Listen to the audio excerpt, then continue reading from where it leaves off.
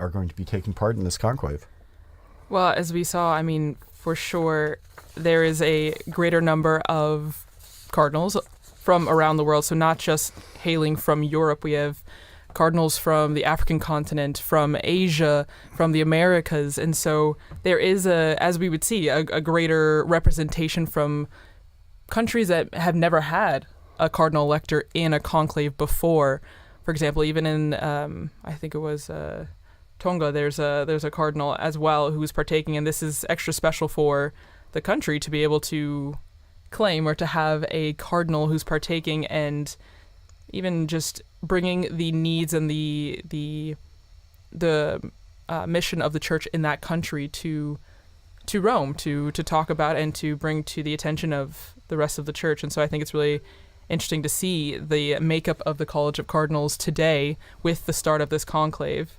And as you see in the images, if you're watching on screen, you can see the cardinals sitting and waiting, but also we saw images of the Sistine Chapel with, it almost looks like name tags for each of the cardinals. Mm-hmm. As Chris mentioned, they have their specific spots. And it's interesting that it wasn't always held in the Sistine Chapel, the conclave. I don't know if you...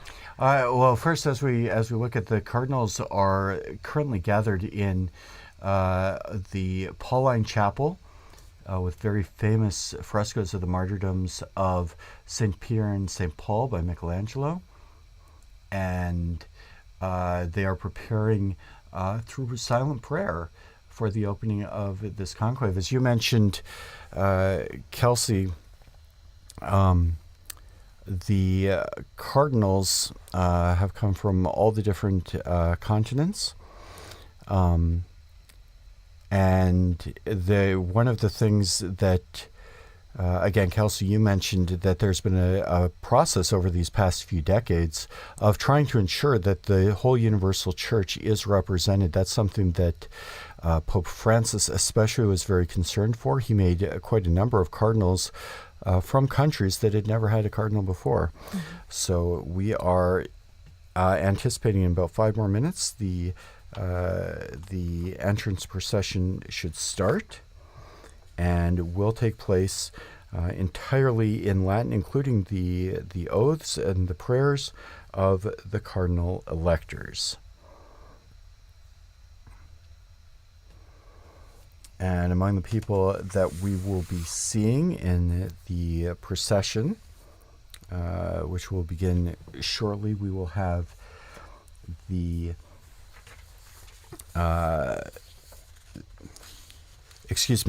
Master of Ceremonies will lead the procession with a cross bearer and 2 people bearing candles. They're followed by 2 cantors who will lead the hymns and the chants for the opening ceremony, and 2 members each from the College of Prelate Auditors of the Roman Rota and Protonotaries Apostolic de Numero, as well as there's a process where when the Cardinal Electors enter the Sistine Chapel, after the first expulsion of all non-essential personnel, a churchman has been chosen to offer meditation to the bishops, to the Cardinal Electors, which is largely focused on the very grave duty that they have of electing the man that God wants to be Pope, and of the necessity when they do so to enter into the conclave with the correct intentions. As the instruction says, having before their eyes only God, so only caring for what God is looking for in this election, and also being concerned solely with what is going to be best for the universal church. So in this case, the one chosen to deliver that meditation is in fact already a Cardinal Cantalamessa. He will be in the procession ahead of the Cardinal Electors, and also the Vice Camerlengo and the Secretary of the College of Cardinals. So then following that, the Cardinal Electors, according to their orders, which we previously mentioned, Chrissy described, the Cardinal Deacons, the Cardinal Presbyters or Priests, and the Cardinal Bishops, according to seniority. So in terms of the reversed order. And then last comes the celebrant, accompanied by the master of the pontifical liturgical celebrations. And then we'll see the cardinals process into the Sistine Chapel and, as you mentioned, singing the Litany of the Saints, which also call to mind, I think, the universality of the church, but then also the meditative and reflective nature of the conclave and the seriousness of which the cardinals are entering into this election process. And in fact, the master of pontifical liturgical celebrations, who is not a cardinal, does have an important role to play. As you said, there is a long, centuries-old tradition behind this ceremony and behind all of the ceremonies of the election of the Roman pontiff. So the ceremoniere, the master of ceremonies, is there to direct the cardinals for the beginning of the conclave. He will leave after the initial ceremonies, and at that point, they will have the solemn closing and locking of the doors of the Sistine Chapel.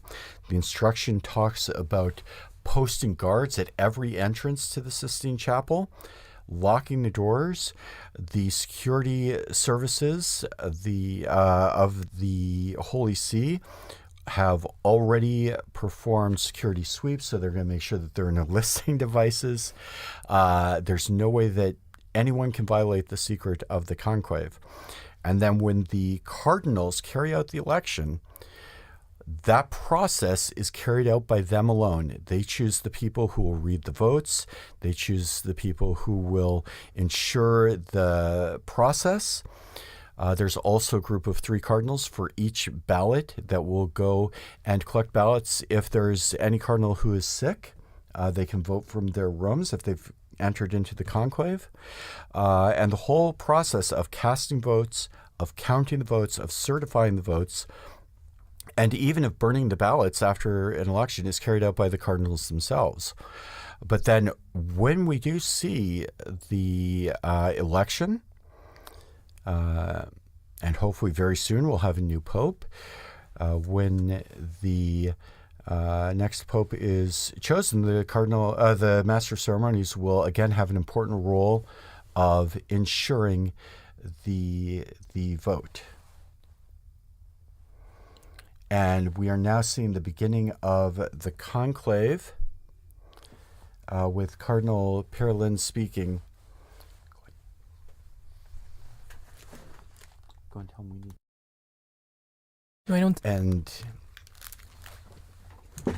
And Cardinal Perlin is beginning the ceremony as the ranking cardinal bishop, as the dean of the College of Cardinals is over the age of 80 and therefore not entitled to enter into the conclave. The ceremony is beginning with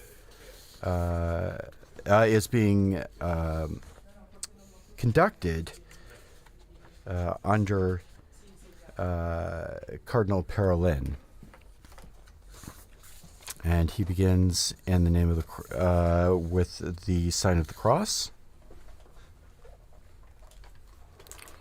And a liturgical greeting to the cardinals. He says, "May the Lord, who directs our hearts in the charity and patience of Christ, be with you all." The response, "and with your spirit." And then a word of instruction to his brother cardinals.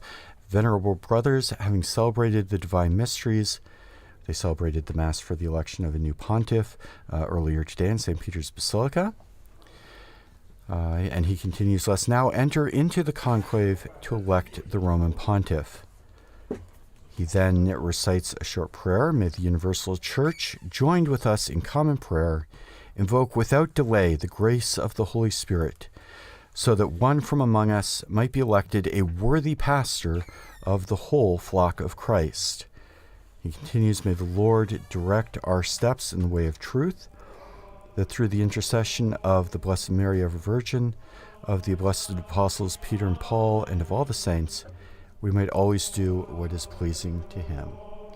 As we mentioned, the procession is now beginning with the cross-bearer and candles, and the Litany of the Saints, where we see alternating the cantors and those taking part in the procession.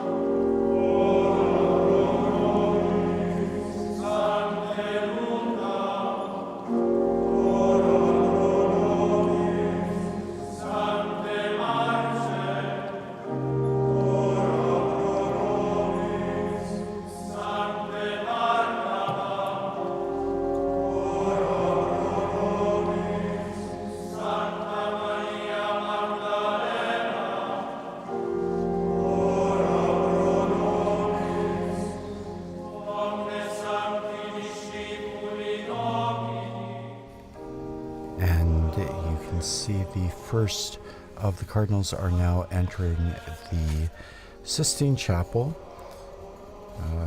following the various assistants and the Vice Camerlengo and the Secretary of the College of Cardinals.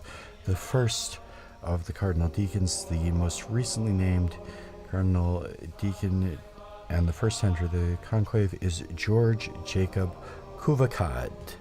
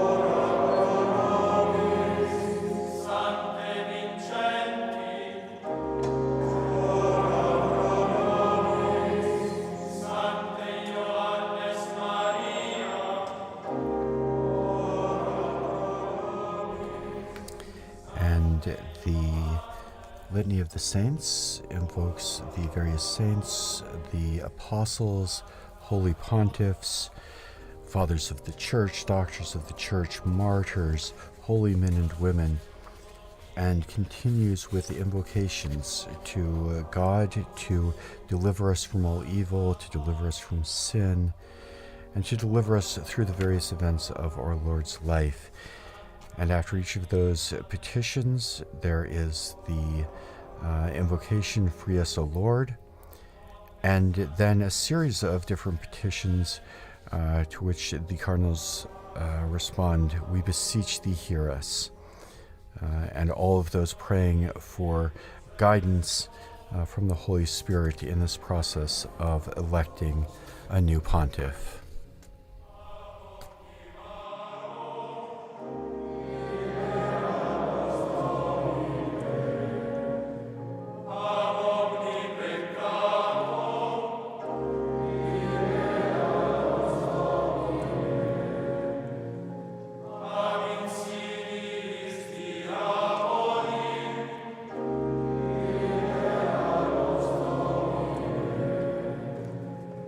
Amen.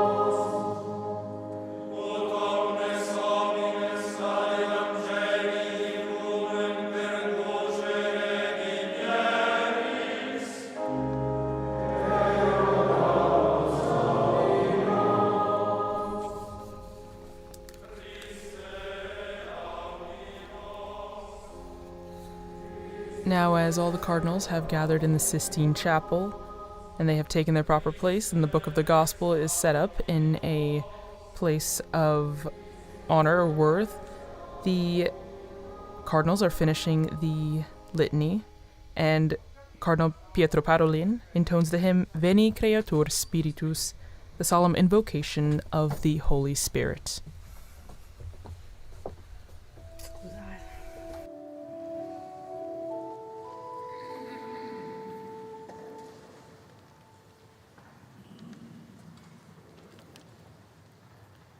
Veni Creator Spiritus.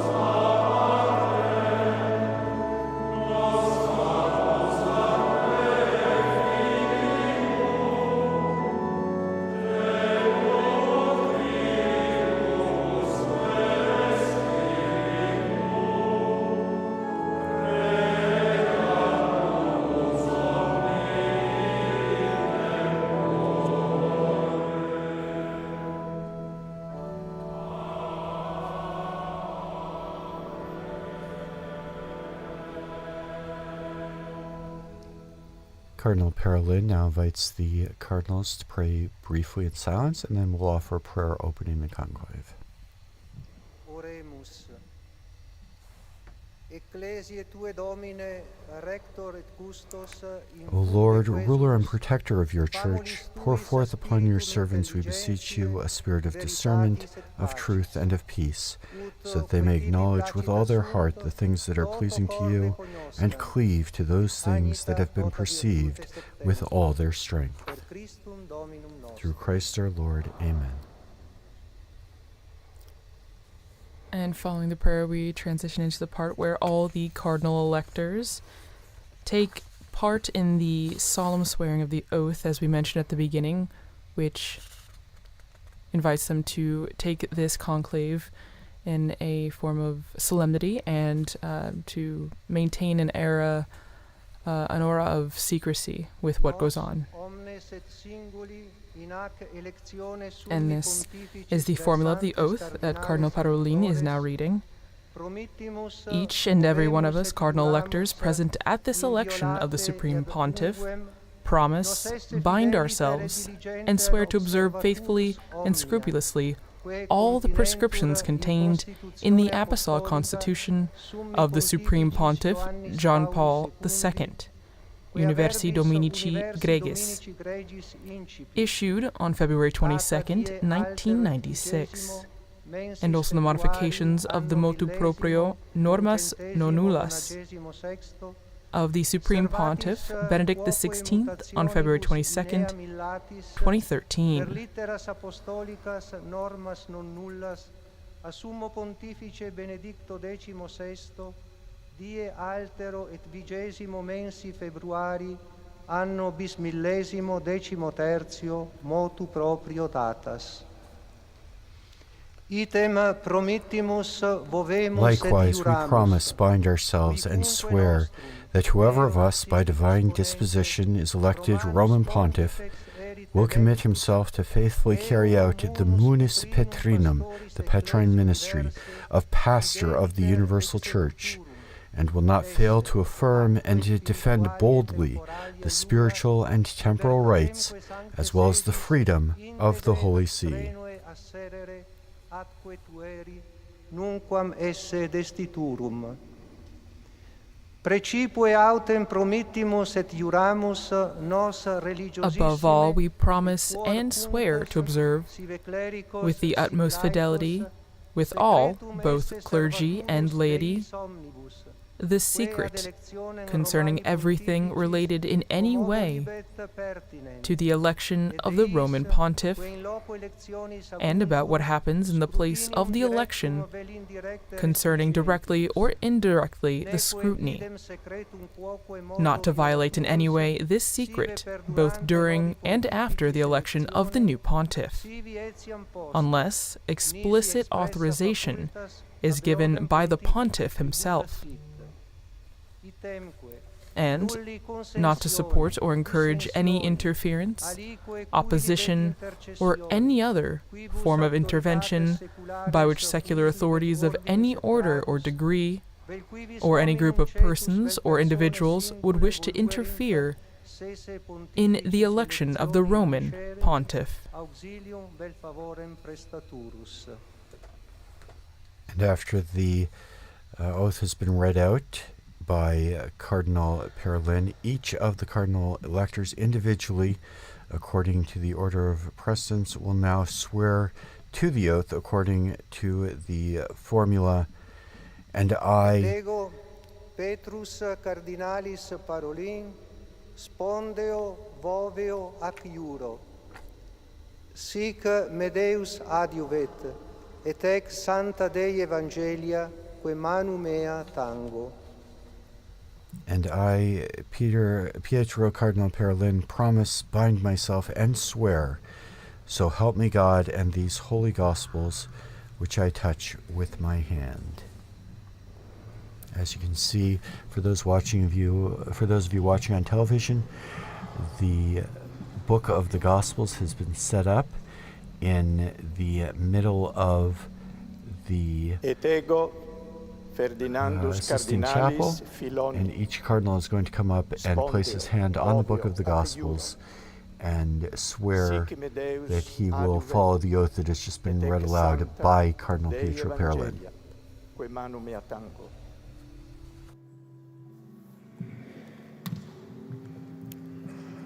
Et ego, Aloysius Antonius Cardinalis Tagli, spondeo voveo acciur, sic me Deus adjuvet, et hec sancta Dei Evangelia, quae manu mea tango.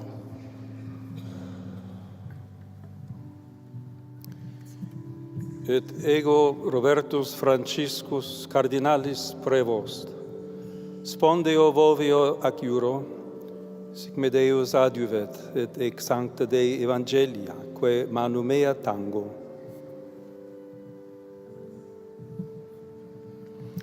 Et ego Luis Rafael Cardinalis Saco, spondeo voveo acciuro, sic me Deus adjuvet, et hec sancta Dei Evangelia, quae manu mea tango.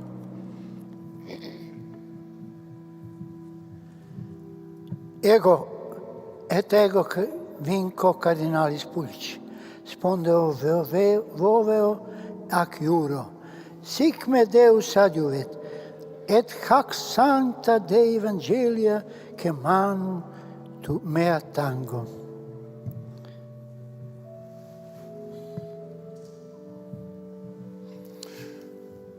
Et ego Petrus Cardinalem Cojo Texan, spondeo voveo acciuro, sic me Deus adjuvet, et hec sancta Dei Evangelia, quae manu mea tango.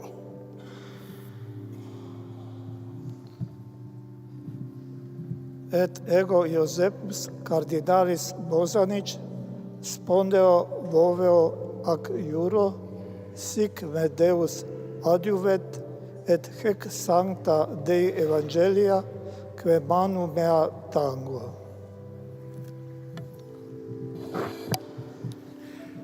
Et ego Philippus Cardinalis Barbara spondeo voveo acciuro, sic me Deus adjuvet, et ex sancta Dei Evangelia, quae manu mea tango. Et ego Petrus Cardinalis Erde, spondeo voveo acciuro, sic me Deus adjuvet, et hec sancta Dei Evangelia, quae manu mea tango. Now, when the cardinals entered into the Sistine Chapel, they entered in reverse order. But now to read the oath one by one, they enter in order of seniority, but also by seniority of the order. So first, we had the order of bishops, cardinal bishops, led by Cardinal Pietro Parolin, followed by the Cardinal Patriarch of the Oriental Rite, and then there will be the Cardinal Presbyters, and ending with the Cardinal Deacons. And when each cardinal has sworn to uphold the oath read by Cardinal Parolin, the Master of Pontifical Liturgical Celebrations will proclaim extra omnes, let everyone go out, basically expelling everybody who's not taking part in the actual election from the Sistine Chapel. The doors are then closed for the first time. The Master of Pontifical Liturgical Celebrations remains inside, along with Cardinal Cantalamessa, of course, who's taking part in the conclave, but has also been chosen to give the meditation. That is in accordance with the norms of the Apostolic Constitution Universi Dominici Gregis. You'll hear that title quite a bit. That is the document that guides every step of the conclave, and in fact the whole period of interregnum between the death or resignation of a pope and the election of a new pope. The Apostolic Constitution prescribes that the meditation should reflect on the very grave duty of electing a new pope, of the necessity of going into that election and making the choice with the right intentions, and of considering only the will of God, the judgment of God, and the needs of Holy Mother Church. The cardinals are called to be concerned solely with the good of the universal church.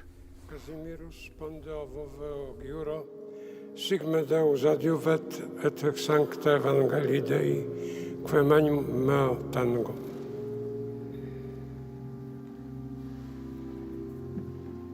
Et ego Albertus Cardinalis Paterbendigedon spondeo voveo ac iuro, sic me Deus adjuet et hec sancta Dei Evangelia quae manu mea tango. Et ego Reinhardus Cardinalis Marx spondeo voveo ac iuro, sic me Deus adjuvet et hec sancta Dei Evangelia quae manu mea tango.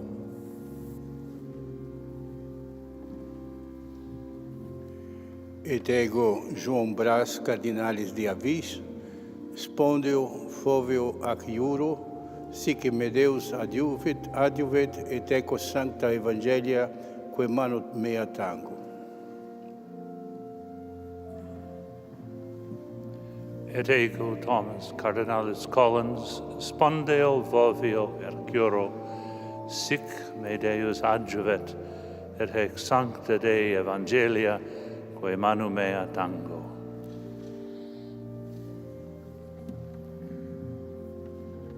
Et ego Willem Jacobus Cardinalis Eck spondeo voveo ac iuro, sic me Deus adjuvet et hec sancta Dei Evangelia quae manu mea tango.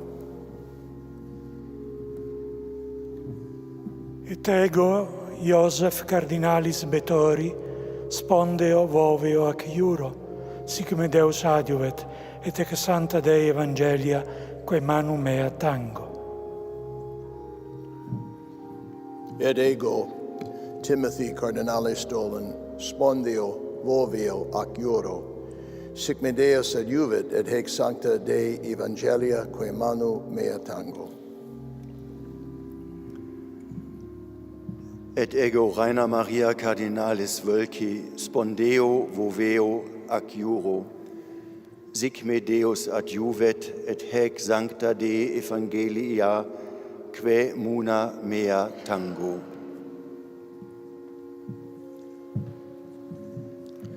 Et ego Jacobis Cardinalis Harvey spondeo roveo ac iuro, sic me Deus adjuvet et hec sancta Dei Evangelia de manu mea tango.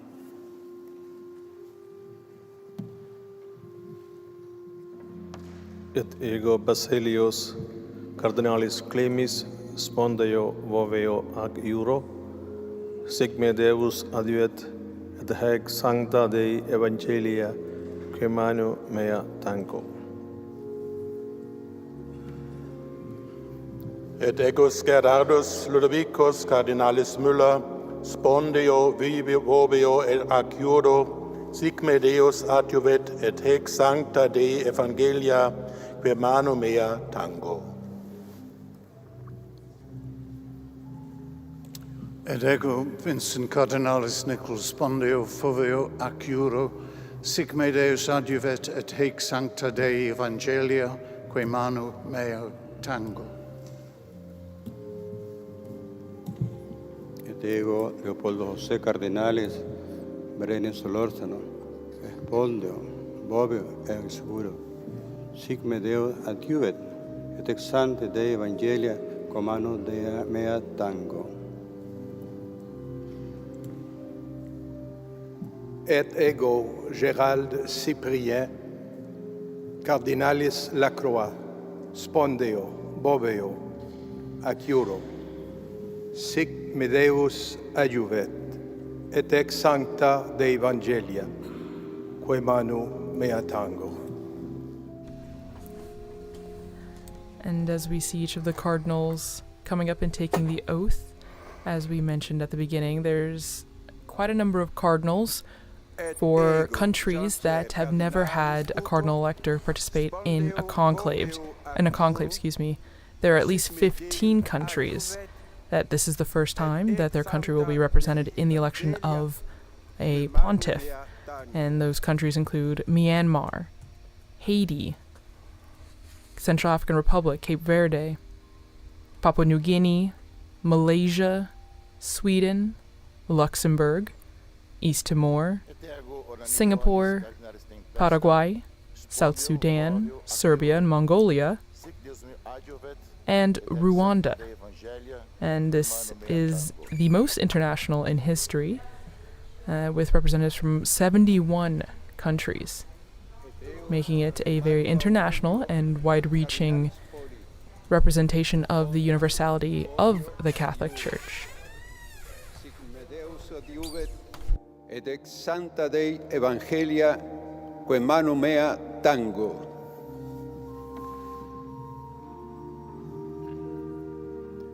Et ego Philippus Cardinalis Vedrago spondeo voveo ad iuro, sic me Deus adjuvet, et ex sancta Dei Evangelia quae manu mea tango.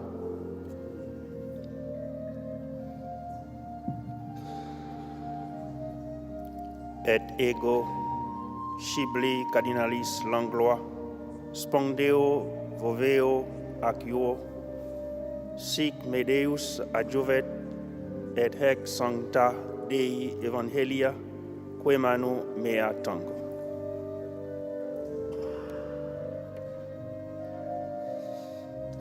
Et ego Manuel Cardinalis Clement spondeo voveo ac iuro, sic me Deus adjuvet, et ex sancta Dei Evangelia quae manu mea tango.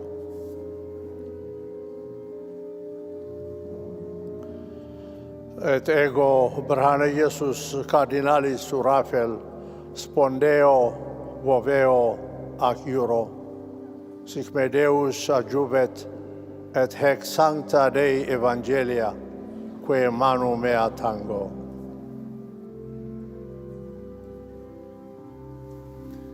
Et ego John Cardinalis Jew spondeo voveo ac iuro, sic me Deus adjuvit, et haec sancta Dei Evangelii qui manu mea tango.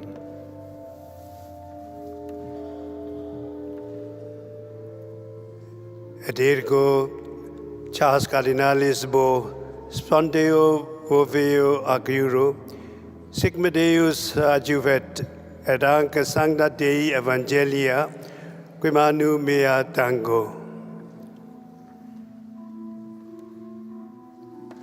Et ego Francis Xavier Cardinalis Cringsacoit Vanis spondeo voveo ac iuro, sic me Deus adjuvat, et hec sancta Dei Evangelia quae manu mea tango.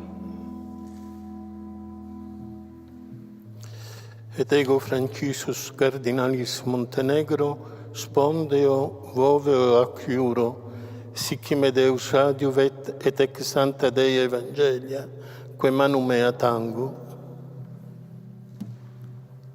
Et ego Daniel Cardinalis Sturla Veruet spondeo voveo ac iuro, sic me Deus adjuvet, et ex sancta Dei Evangelia quae manu mea tango. Et ego Arlindo Cardinalis Gomes Furtado spondeo voveo ac iuro, sic me Deus adjuvet, et ex sancta Dei Evangelia quae manu mea tango.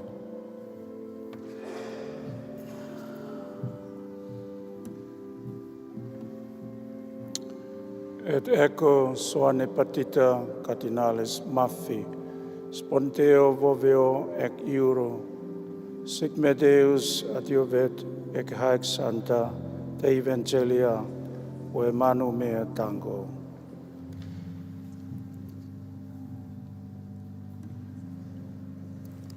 Et ego Dieudonné Cardinalis Nzapalainga spondeo voveo ad iuro, sic meus Deus adjuvent, et ex sancta Dei Evangelia, que manu mea tango.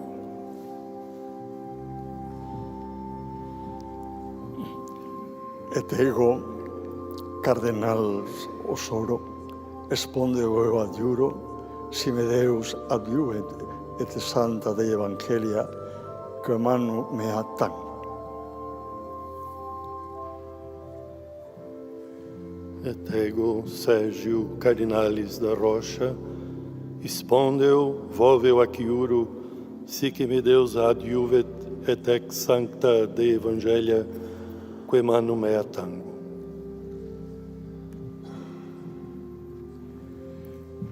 Et ego Blasius Cardinalis Supic, spondeo voveo ac euro, sic me Deus adjuvet, et hic sancta Dei Evangelia, que manu mea tango.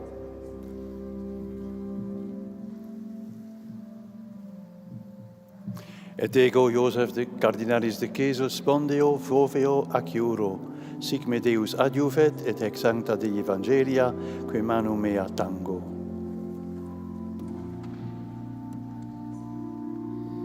Et ego Carlos Cardinalis Aguiarretes, spondeo voveo ac juro, sic me Deus adjuvet et ex sancta Evangelia, que manu mea tango.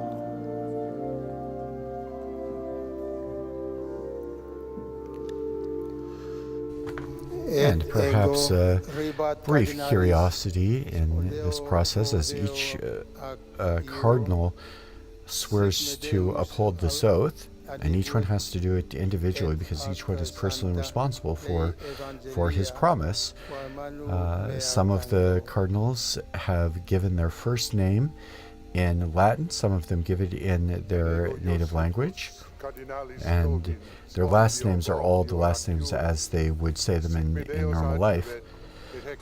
And when we have the announcement of the new Pope, hopefully guided by the Holy Spirit very soon, the announcement will be made in a similar fashion where they will read the formula for the announcement of a new Roman pontiff. The first name will be read in Latin, followed by their title, and concluding with their last name in everyday language.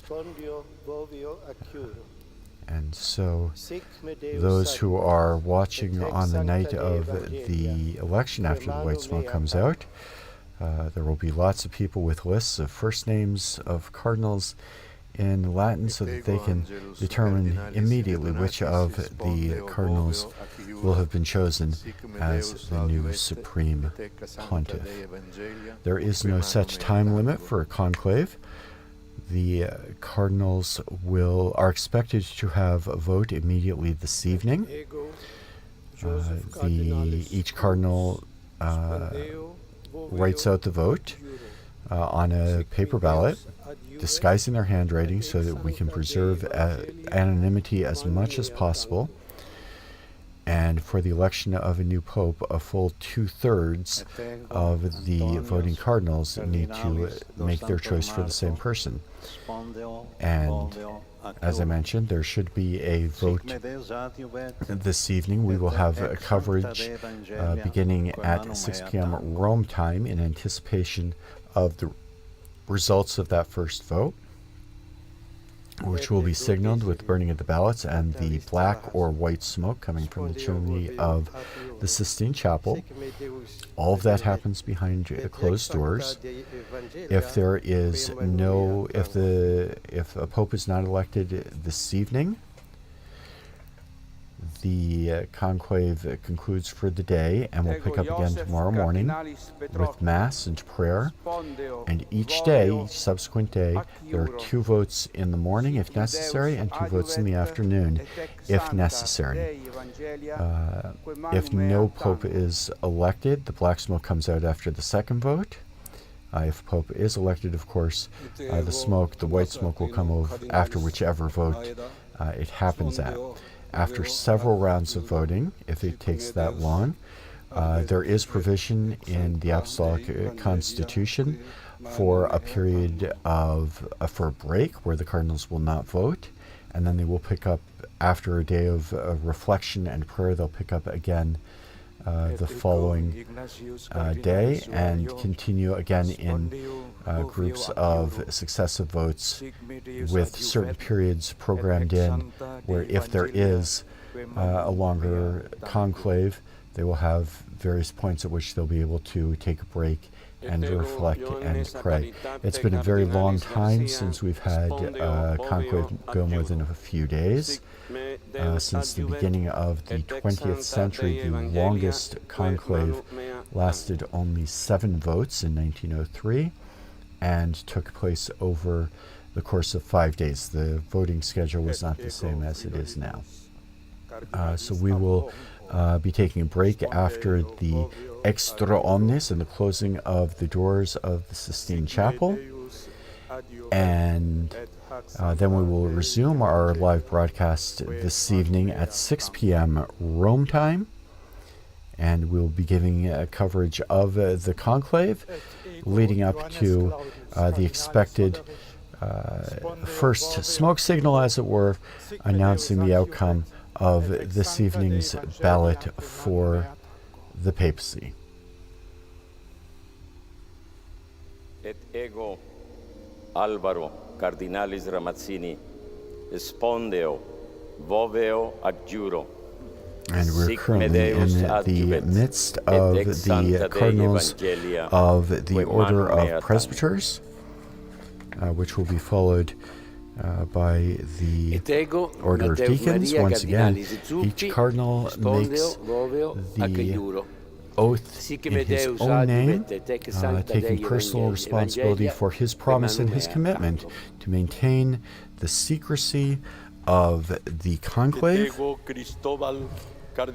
to faithfully carry out the Patrine ministry if elected, and a solemn oath to affirm and defend boldly the spiritual and temporal rights, the religious and secular rights, as well as the freedom of the Holy See. The oath also speaks about the necessity of faithfully and scrupulously observing all of the prescriptions that the popes have laid out for the conduct of the conclave, and we can be assured the whole apparatus and procedure of the conclave is designed to ensure that there can be no doubt about the valid election of the next pope. And we know that these cardinals all take very seriously this very religious commitment to elect a new Bishop of Rome. Spondeo voveo acuro, sic me Deus adjuvet, et ex sancta Dei Evangelia, quae manu mea tango. Et ego Augustus Paulus, Cardinalis lo Iudice, spondeo voveo ac iuro, sic me Deus adjuvet, et ex sancta Dei Evangelia, quae manu mea tango. Et ego Ioannes Marcus, Cardinalis Avelin, spondeo voveo ac iuro, sic me Deus adjuvet, et ex sancta Dei Evangelia, quae manu mea tango. Et ego Peter e Bere Cardinalis Abaleke, spondeo voveo ac iuro, sic me Deus adjuvet, et ex sancta Dei Evangelia, quae manu Deo tango.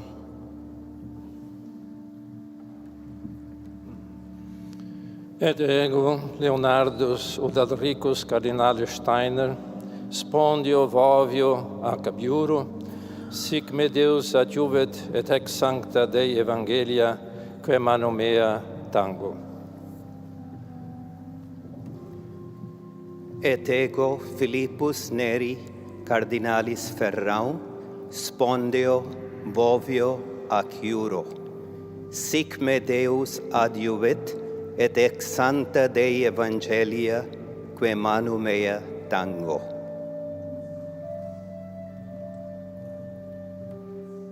Et ego Robertus Cardinalis McElroy, spondio vovio ac iuro, sic me Deus adiuvet, et haec sancta Dei Evangelii, quae mano mea tango.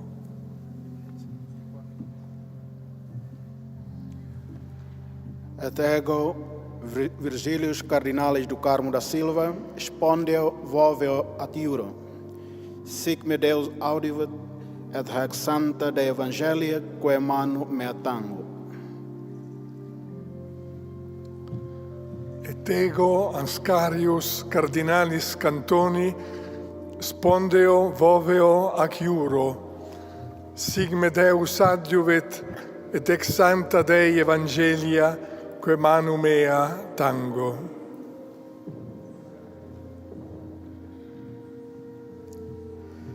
Et ego Pula Cardinalis Anthony, spondeo voveo ac iuro, sic me Deus adiuet, et ac sancta Dei Evangelia, quae manu mea tango. Et ego Paulus Caesar Cardinalis Costa, spondeo voveo at iuro, sic me Deus adiuvet, et ex sancta Dei Evangelia, quae manu mea tango. Et ego William Cardinalis Co, spondeo voveo ac iuro, sic me Deus adiuvet, et ac sancta Dei Evangelia, quae manu mea tango.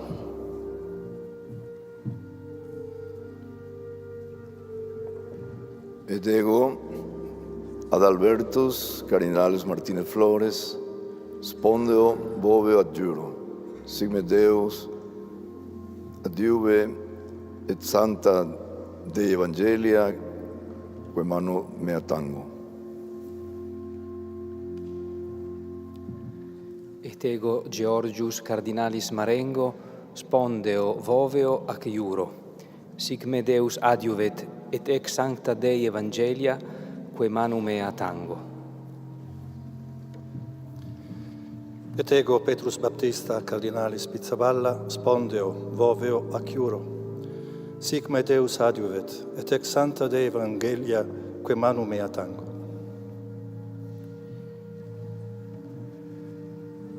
Et ego Stephen Cardinalis Brislin, spondio vovio ad iugoro, sic me Deus adiuvet, et haec sancta Dei Evangelia, quae manu mea tango.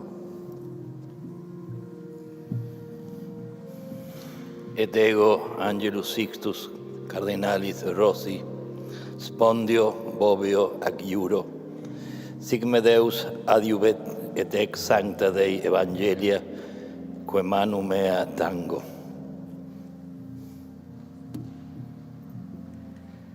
Et ego Aloisio Joseph Cardinalis Rueda Aparicio, spondeo voveo ac iuro, sic me Deus adiuvet, et ex sancta Dei Evangelia, quae manu mea tango.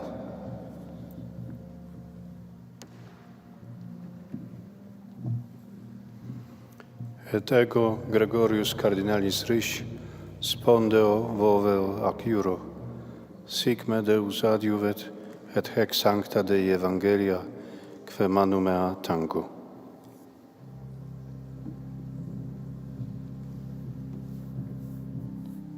Et ego Mula Stephen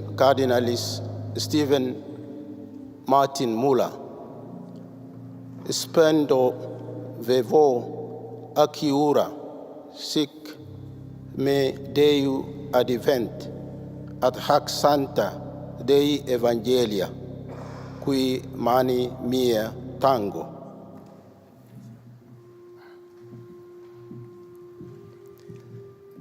Et ego Joseph Cardinalis Covocano, spondeo voveo ad iuro, sic me Deu adiuvet, et ec sancta Dei Evangelia, quae manu mea tango.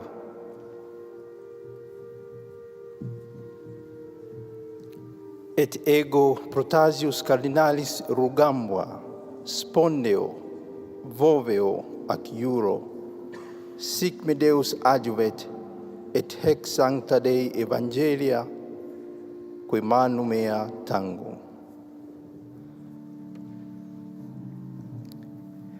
Et ego Sebastian Cardinalis Francis, spondeo voveo ac iuro, sic me Deus adjuvet, et hec sancta Dei Evangelia, que manu mea tango.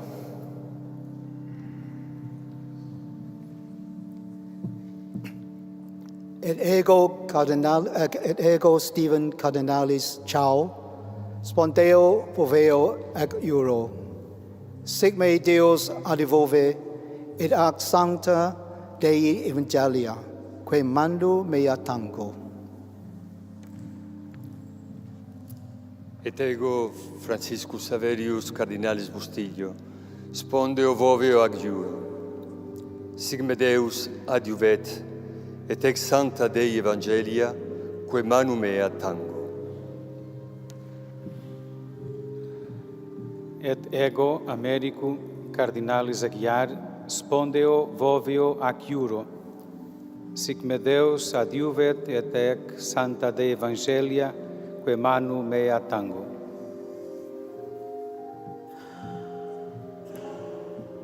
Et ego Carlos Cardinalis Castillo, spondeo voveo ac iuro, sic me Deus adjuvet, et ex sancta Dei Evangelia, que manu mea tango.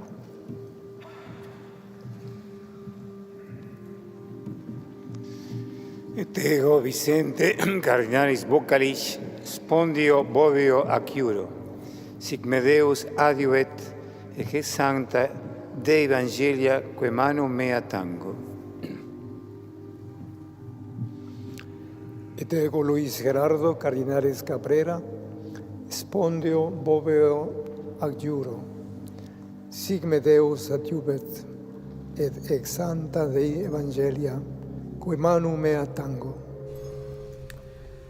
And as we mentioned before, the conclave is when the cardinals are locked in the Sistine Chapel, and that comes from the Latin phrase conclave, literally means with a key. And this stemmed from the time when, during the conclave in 1268 in Viterbo, because the papal see had to be moved from Rome due to the overwhelming violence that was taking place in the Eternal City.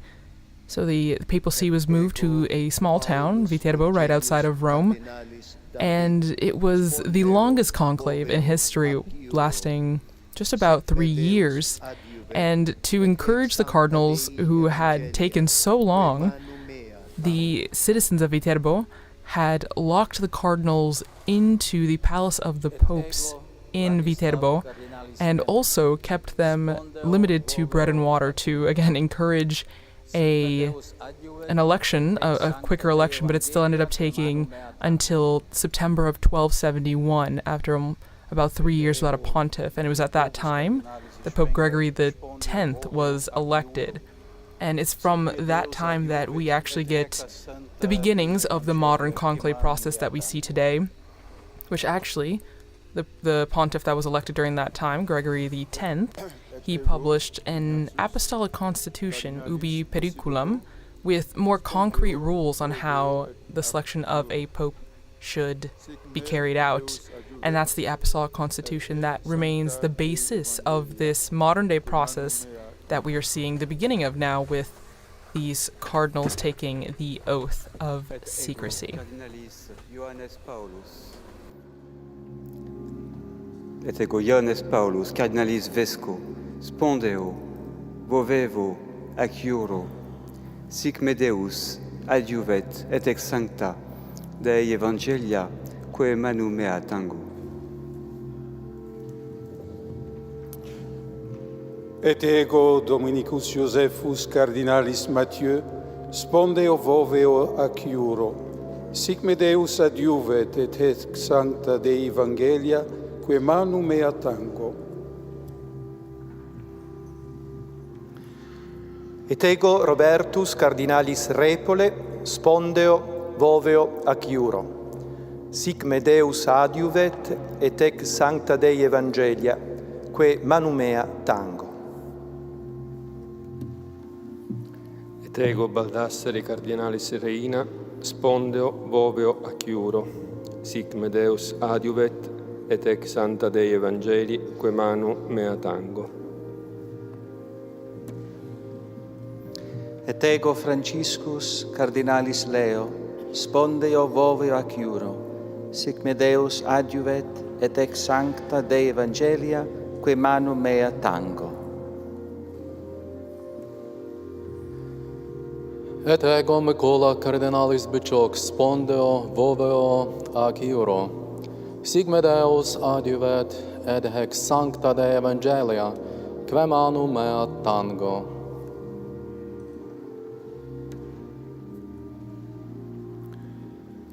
Et ego Dominicus cardinalis Battaglia spondeo voveo ac iuro.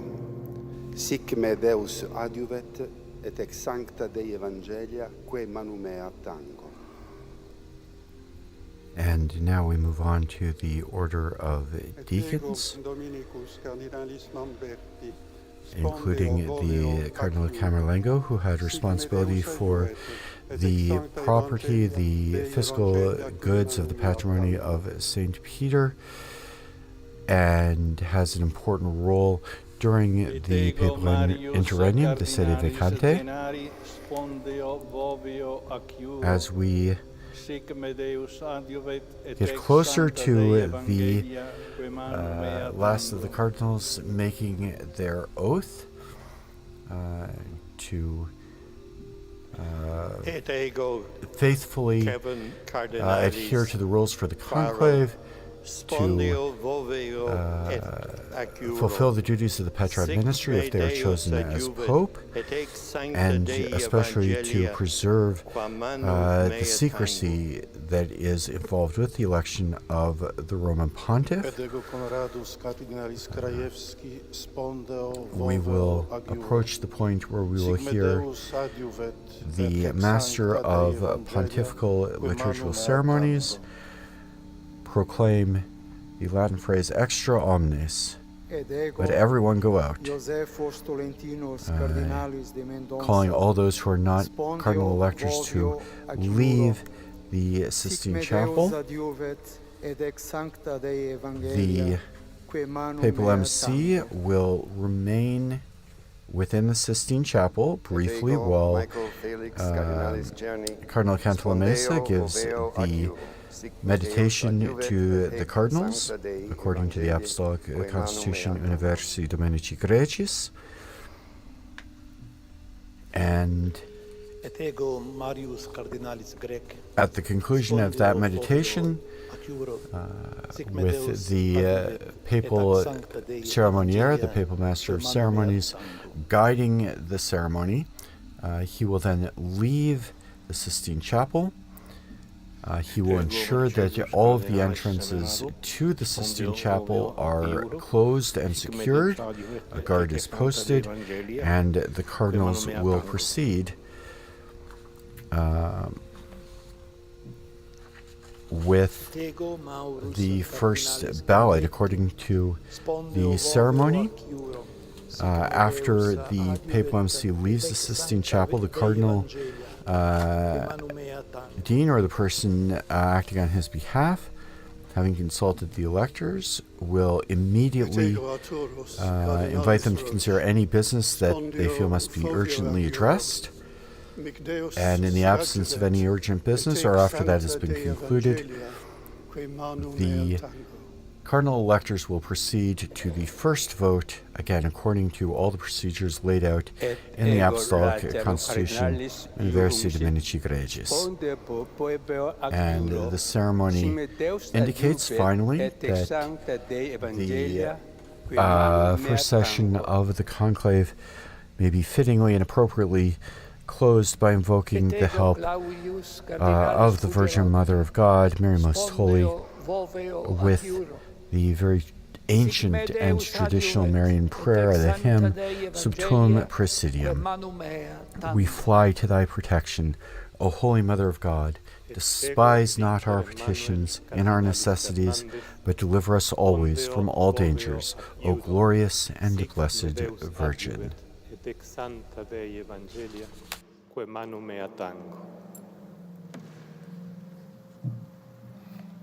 Ac ego, Emilius Paulus, Cardinalis Ceric, spondeo, voveo, ediu acuro, sic me Deus adjuvet, et ex sancte Dei Evangelia, que manu meo tango.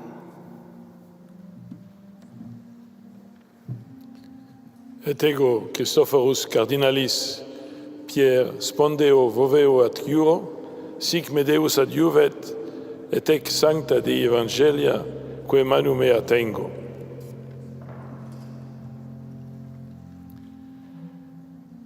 Et ego, Angelus Cardinalis Fernandez Artime, spondeo, voveo, adjuro. Sic me Deus adjuvet, et ex sancta Dei Evangelia, que manu mea tango.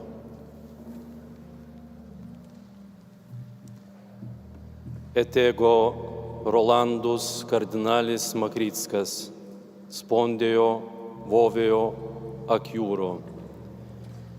Sic me Deus adjuvet, et ex sancta Dei Evangelia, que manu mea tango. Et ego, Timotheus Cardinalis Radcliffe, spondeo, voveo, acjuro, sic me Deus adjuvet, et ex sancte Dei Evangelii, que manu meo tango.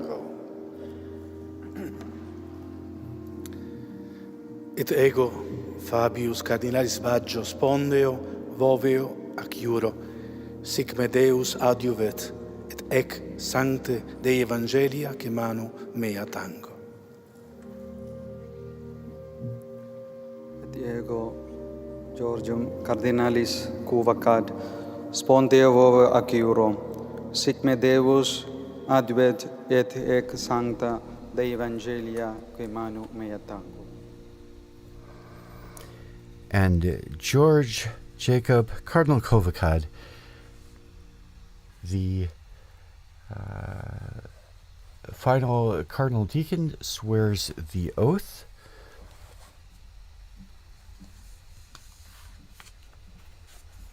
And we proceed to the closing of Extra omnes.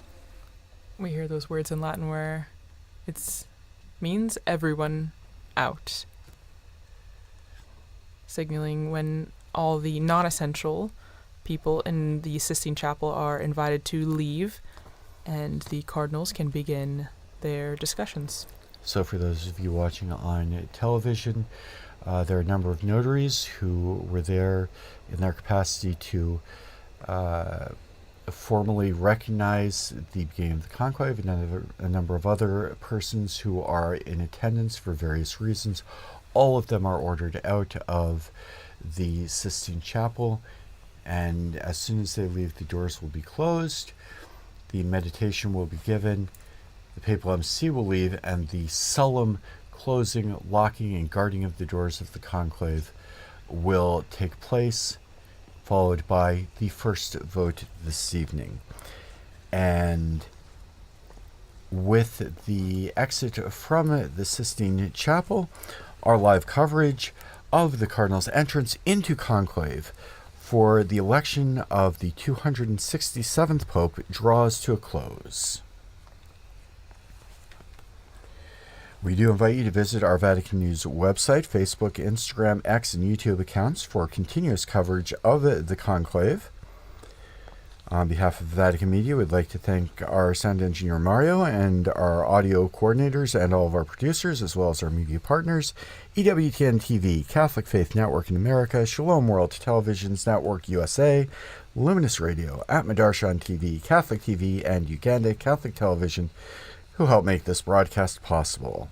My name is Kelsey Gussie.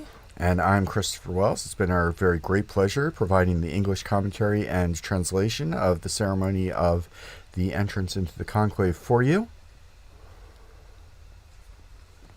A very special thank you to all of you for joining us wherever you have been listening or watching. And don't forget to join Chris and our colleague Linda Bordoni again in just a few minutes at 6 p.m. local Rome time for the live commentary as we await the Cardinal's decision, and keep an eye out on the chimney on the Sistine Chapel for either black or white smoke later this evening. Praise be Jesus Christ. Laudetur Jesus Christus.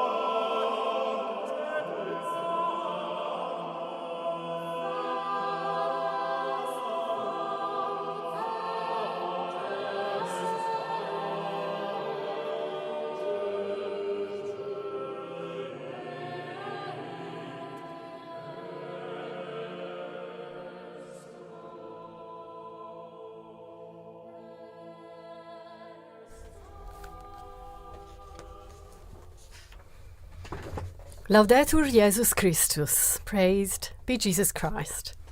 A very warm welcome to all of you joining us for this live broadcast as we await a possible white smoke signal coming out of the chimney of the Sistine Chapel.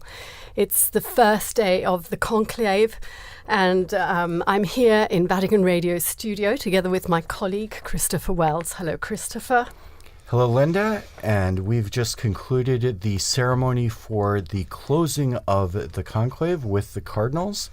They began with a moment of prayer in the Pauline Chapel, just very close to the Sistine Chapel, and then went in solemn procession in hierarchical order into the chapel.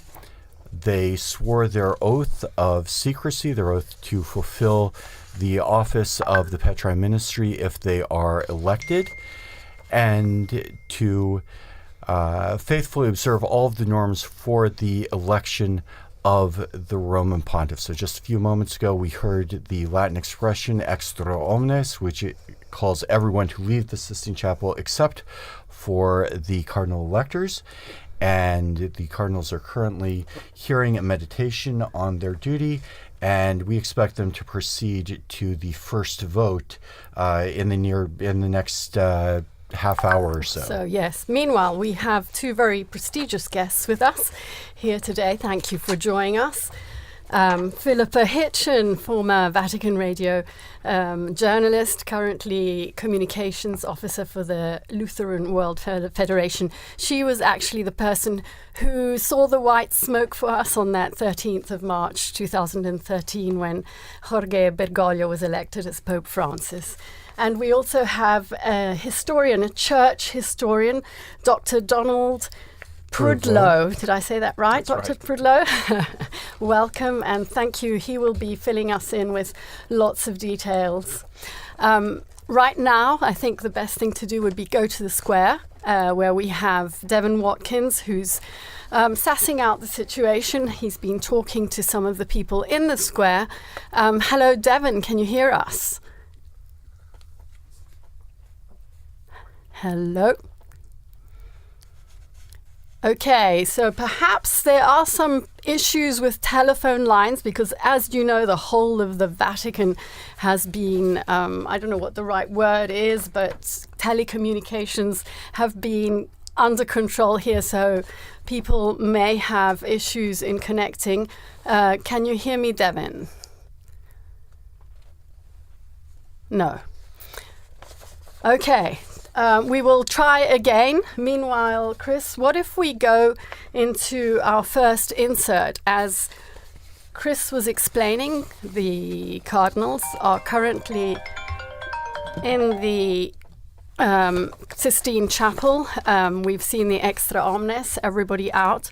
And we have here a program by Veronica Scaresbrick, who interviewed Monsignor Charlie Burns to tell us all about what actually happens from the moment the cardinals are brought into the chapel, and he's going to walk us through the process of voting, casting the ballots and burning them. The idea of a smoke signal probably originated because a signal had to be given to the guard on the roof of the Castel Sant'Angelo to fire the cannon to announce to the city of Rome that the new pope was elected, and that way the populace could come over to the piazza. But I think the idea originated there in trying to send, a smoke signal to the chap on the top of Castel Sant'Angelo. Well, I mean, those days have passed. Those days have passed. Ringing the bells of St. Peter's is a very appropriate innovation. Before the conclave opens, shall we say, before it actually opens technically, there's a Mass of the Holy Spirit in St. Peter's.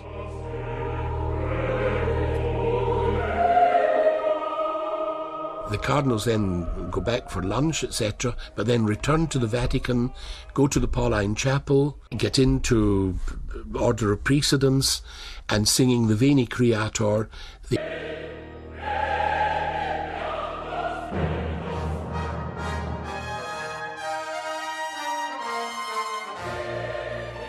When they're in the Sistine Chapel, the first thing is that the Cardinal Dean will administer the oath, and they swear individually that they will abide by the rules of the Constitution, the Papal Constitution. If they're going to have a ballot, if there's no other business to be discussed, and they agree, all right, we could get on with a ballot, okay, the ballot papers will be distributed by the assistants who are there. And things are made ready that way. And then this extra omnes. The Master of Ceremonies will say extra omnes, and everyone who's not involved in the actual election will have to go out, with the exception of himself and the preacher. A special preacher is appointed who will turn the thoughts of the cardinals to the matter that they're about to undertake and ask them to have nothing else except, Almighty God before them when they come in conscience to vote for a particular candidate. At that stage, the Master of Ceremonies and the preacher come out. The junior cardinal deacon closes the door behind them, and he then will either open or close that door according to the needs of the conclave. So there really is a physical closing. Oh, there is a physical closing. In the past it was closed inside and outside. There used to be the guardian of the conclave, who would be Prince Chigi or somebody like that, with the Governor General of Vatican City. He had the obligation of seeing that outside was also closed and the inside was closed. That really appears unnecessary nowadays. Those were marvellous formalities with a lot of history behind them. But I think that from that point of view, the Pope wanted to streamline the conclave. It's really extraordinary how in this media-conscious society, there's no way that the media can discover what's happening within the conclave. That hasn't changed at all. That hasn't changed at all, and probably it's better that it shouldn't change, that the total confidentiality, the secrecy of the conclave should be maintained. What goes on inside the conclave, is nobody's business, shall we say. Only the cardinals know about it.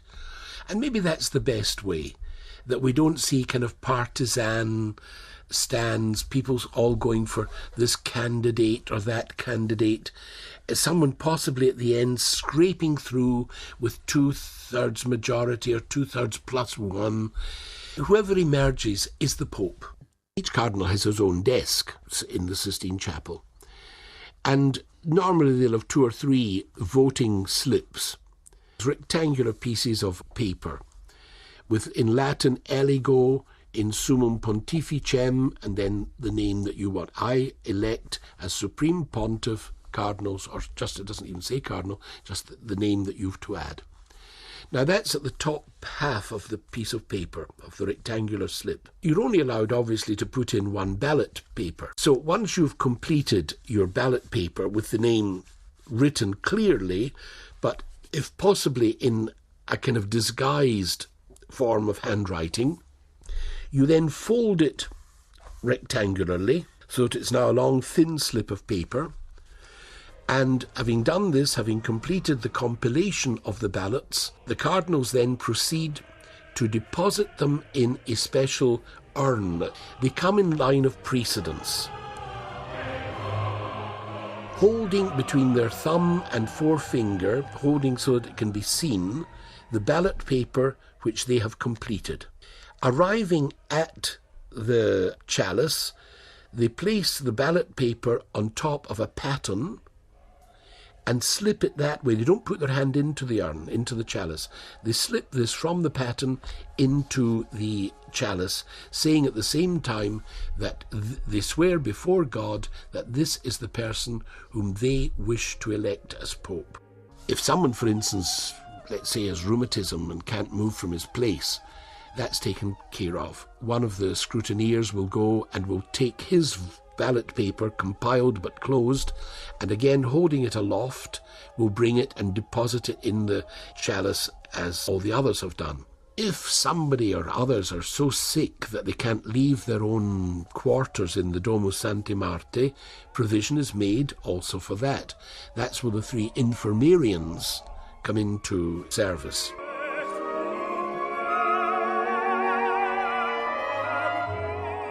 Now, at that stage, the first stage has taken place. The first of the scrutineers takes the great chalice and shakes it up so that all the ballot papers inside are all mixed up. He then empties it out onto the table, and at this stage the count begins.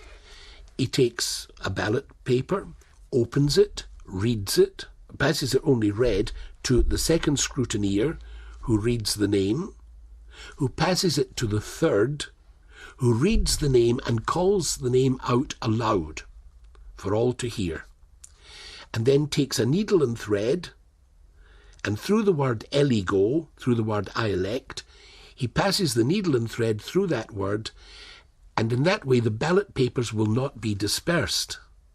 It proceeds like that through all the ballot papers. Let's say that when they count the ballot papers at the beginning, that there's a discrepancy between the number of electors and the number of ballot papers, then immediately that's considered null. They've just got to start all over again. But let's presume that the right number is there and the right number of ballot papers are there, and they go through all that, announcing the name and taking the count. At the end of an inconclusive ballot, they will proceed to the second ballot, keeping on a side table all the original ballots from the first round. They'll go through the second ballot, and the same procedure, look at it, read it, announce it aloud, and thread it on to the other papers. And at the end of that, if it has still been an inconclusive ballot, they take all of these ballot papers, take them to the stove, push in some other material. It used to be straw or something like that. I think they use chemicals now, though, that will produce dense black smoke. The important thing is that if it's only the papers that are being burned, then the smoke is white. Now, that only occurs when there has been a conclusive ballot. When going through the whole thing, they've realised the ballot papers tally with the electors. We've now got a candidate who has achieved 2/3 majority. This is also checked by the tellers, by the revisers. They make sure that there's been no mistake made. And at that stage, all right, we're back to the stage where the dean asks the consent of the elected candidate. And we never know anything about what happened in these conclaves? No, strictly speaking, not. The reason being that the Camerlengo is supposed to collect, first of all, any other papers, any other notes that cardinals may have taken. They're supposed to hand them over, and they also are burned. Now, obviously, the scrutineers, they take a very careful note, a very careful record of how the voting has gone. It's not that we lose all record, but those records are then put into a special envelope and put in a very specially assigned archive, not open to consultation. What happens then? You've now got a candidate who has been canonically elected. The Cardinal Dean asks him, do you accept your canonical election? And if he accepts it, the Dean asks him, by what name do you wish to be called? What name, pontifical name, do you wish to assume? And the newly elected Pope announces the name that he would like, to be called by. And from that very moment, he is the Bishop of Rome. He is the Pope. He's the head of the College of Bishops.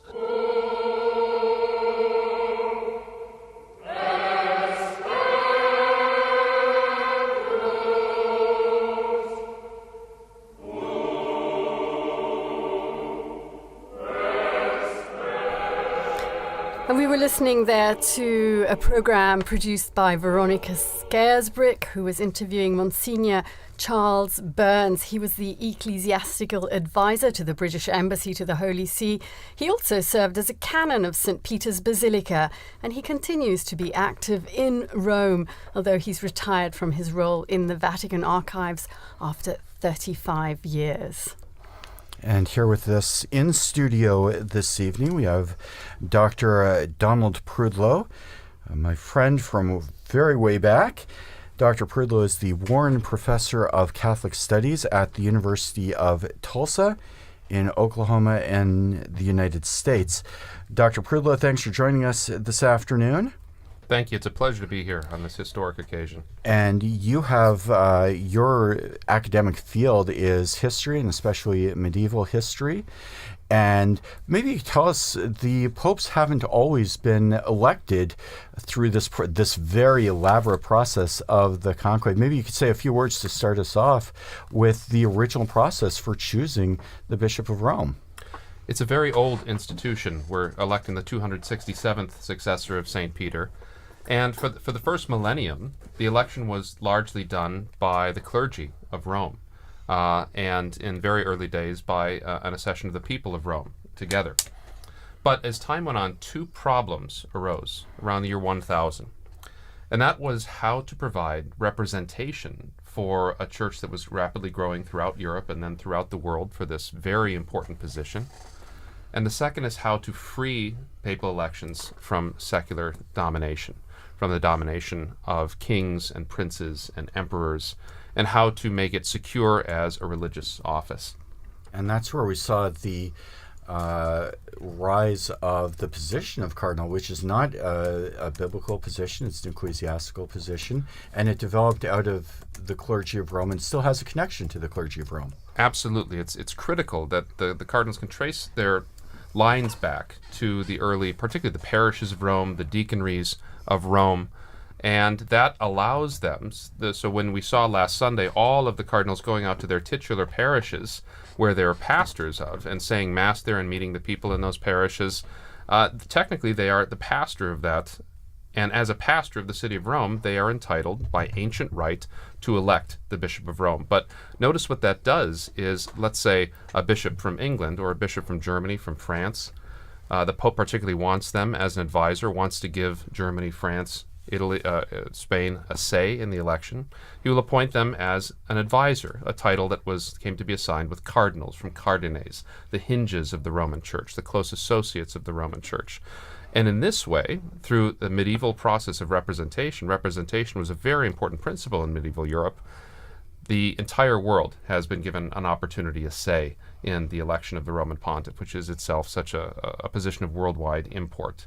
And we saw cardinals today from all over the globe participating in that process. In fact, that's something that was a particular focus for Pope Francis, who named a number of cardinals from countries that had never had a cardinal before and who now are participating in this conclave. Now, you mentioned, Don, that over the course of the centuries, and especially in what's sometimes known as the Dark Ages, there were problems with the papacy. There was influence from secular and other sources, and they started to begin the process of solidifying the election to ensure the absence of outside interference, also to ensure the spiritual import of the election.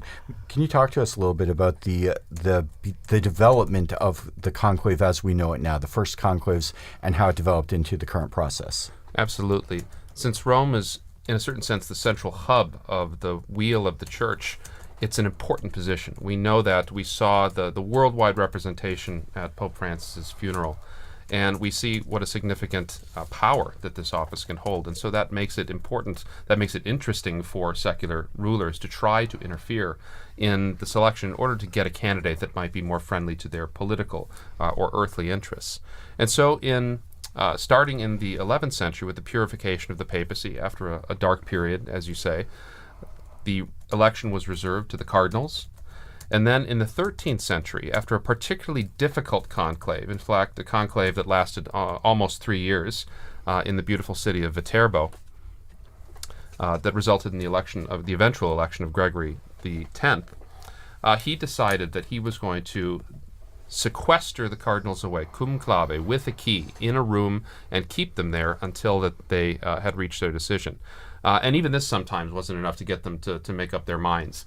The city of Viterbo during that conclave actually put the cardinals on bread and water at one point, and even took the roof off the papal palace where they were meeting so they'd be exposed to the elements in order to, let us say, hasten a decision to get the church a pastor again. Gregory X issued a document called Ubi Periculum, which laid down many of the rules for the conclave that still applies today, described in the program we just heard and in the events that we just witnessed. Now, over the course of the years, that becomes solidified. Particularly, we start to see when the papacy returns to Rome after the Avignon period, the conclave becomes much more settled. It starts to be held in the papal palace, in the Vatican, in the Apostolic Palace. Sometimes it'll go back to St. John Lateran, but most of the time it starts to be held in 1492 in the Sistine Chapel, where it continues to be held to the present day. The last conclave that was outside the city of Rome was during the Napoleonic period in 1800. When all sorts of untoward things were happening around Europe, and so the papacy had to find a new way to make do. Professor, you were just saying there that you noticed the cardinals from all over the world, and we think the whole world is watching us at this moment, not only Catholics. Don't you think so, Philippa, who we know is part of the Lutheran World Federation? You're here for the conclave. Your delegation will be here. What is your perspective on that? Yes, thank you, Linda. It's good to be back in studio with you again, as we were back in 2013. And as you say, this historic election of a new pope is something that is of interest far beyond the Catholic world. You mentioned, of course, the great interest in the secular world, and I don't think we've ever seen quite so many journalists and media and people following the election and the funeral. They talk about this as the first election really of the social media era, and I think I'm absolutely amazed to see how many young people, my own children, people who have never really had that much interest in the intricate processes that you've been describing, what goes on behind those closed doors. Suddenly there is an explosion of fascination for what goes on. I think the film Conclave, of course, has also had a lot to do with that. Everybody is now a little bit of an expert, having seen the film. I haven't seen the statistics myself, but I'm told that the numbers of downloads have skyrocketed since the death of Pope Francis. But coming back to your question, yes, I have always been particularly interested in the ecumenical aspects of these elections, having followed very closely the ecumenical scene under the pontificates of John Paul II, then Pope Benedict, and then, of course, Pope Francis. And yes, there is a very strong presence. At the funeral, there was some strong presence of ecumenical delegates attending the funeral in St. Peter's Square, and there will be again at the installation of the new Pope once we know who he is. Right now we're watching images of the square, and we've just been seeing a lot of media out there with their cameras, and I think we have Devon on the line now. He is in the square. We go to him if the blockers are not working right now. Devon? Hi, Linda. How are you? There you are. Great. I'm here.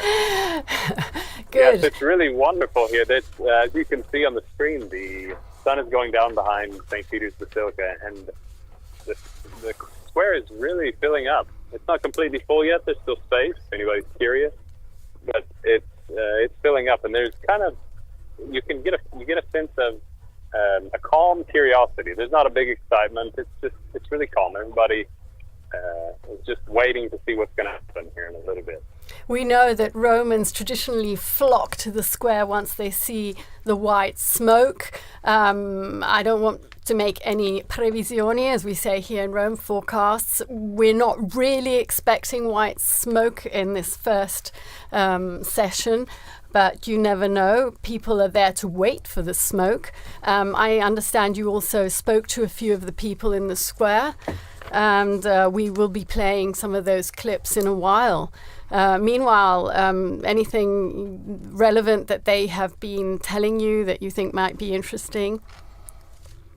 Yes, what I would say is that this is kind of what I feel here. It's kind of a cross-section of society and the church as a whole. There are people from around the world. I just spoke to a deacon who's studying as a Gregorian from Tanzania. There was a couple of young ladies who live here in Italy, that they live in southern Italy. They've come up for the conclave, make sure that their trains coincided with their visits to Rome and with the conclave. And so there are other people. You can see a myriad of colors, of flags are out here. People wearing everything under the sun. It's a beautiful day out here. It rained earlier this morning. Everyone's kind of worried it was going to keep raining, but it's a beautiful afternoon, and the sky's really cleared up. And you feel that tension, that excitement of curiosity and hope. And so what the people I was speaking to were saying was that their hopes for the future of the church are that we continue united and that we go together, and that the hope leads us in this new direction. Thank you very much, Devon, for bringing us live a bit of excitement from the square. We continue to watch the images, the Roman seagulls sitting next to the famous chimney right there. Back to Philippa and to Professor Prudlow here in studio. We have so much to talk about. Perhaps, Philippa, looking a little bit at what Pope Francis's legacy has brought us as regards the Church's ecumenical path forward. What are you looking towards? What do you hope the next Pope may be able to build on that legacy? As you say, there is, or as we were saying earlier, there is a lot of expectation from other Christian churches and other Christian leaders, looking back with immense gratitude to the legacy of Pope Francis. If I can just remember back to the Conclave in 2013 and to his election, that announcement which took a lot of people by surprise. Bergoglio wasn't one of the top names that people were expecting, but I can never forget that moment that he stepped out onto the balcony describing himself as the Bishop of Rome, and the effect that had on some of the ecumenical guests, some of the other leaders who were listening to his words, and hearing a new openness that in fact continued to be the path that he followed throughout the 12 years of his pontificate. You know, this was a man who talked about how his door was always open, and that included not just to Catholics but to everybody, people of all different churches and of course different faiths and no faith at all. And so there were some extremely significant events that I was very privileged to be part of. I think particularly of the Lutheran World Federation and Pope Francis marking together the 500th anniversary of the Reformation. I remember when I first heard about the possibility of that happening, saying to colleagues around Rome, you know... Yes, you were here at the radio back then. Absolutely, and I remember saying the Pope is going to mark the anniversary, the 500th anniversary of the Reformation, together with the Lutherans, and people saying, you're daydreaming, that's never going to happen. But of course, the Pope travelled to Sweden, and together with the Lutheran World Federation leadership, he had a very significant liturgy in Lund Cathedral, and then went on to the stadium in Malmö, where together they looked to the past, they asked forgiveness for the sins, the divisions, the terrible sins that came out of the divisions of the Reformation, and then pledged to overcome that by working together into the future. And I think that was one of the very significant events that I was privileged to be part of, and of course, as you say, now continuing to work in that vein with the Lutheran World Federation. He also brought about many other changes in all aspects that we saw from day to day. Professor Prudlow, you are very knowledgeable of things past, but you're also an observer of current affairs. What would you say some of the most interesting to the general public changes have been as regards liturgy, as regards ceremony, and all these things that we are witnessing right now? Well, I really agree with what Philippa said about this being very much on social media and very much open to the world. And so people seeing some of these very ancient things for the first time and being quite impressed by them and wanting to know more because in previous times these conclaves would happen so far away from people's minds before the age of news telegraphs and things like that. You might be informed a year or so later that you had a new pope and you had to change the name in the liturgy. So this is a great opportunity for outreach for the Catholic Church, for sure. One thing that's changed in the last 150 years is conclaves have gotten so much shorter. Conclaves used to be 50, 60, 70, 100. There was the one conclave that was 181 days, and it was recently into the 18th century.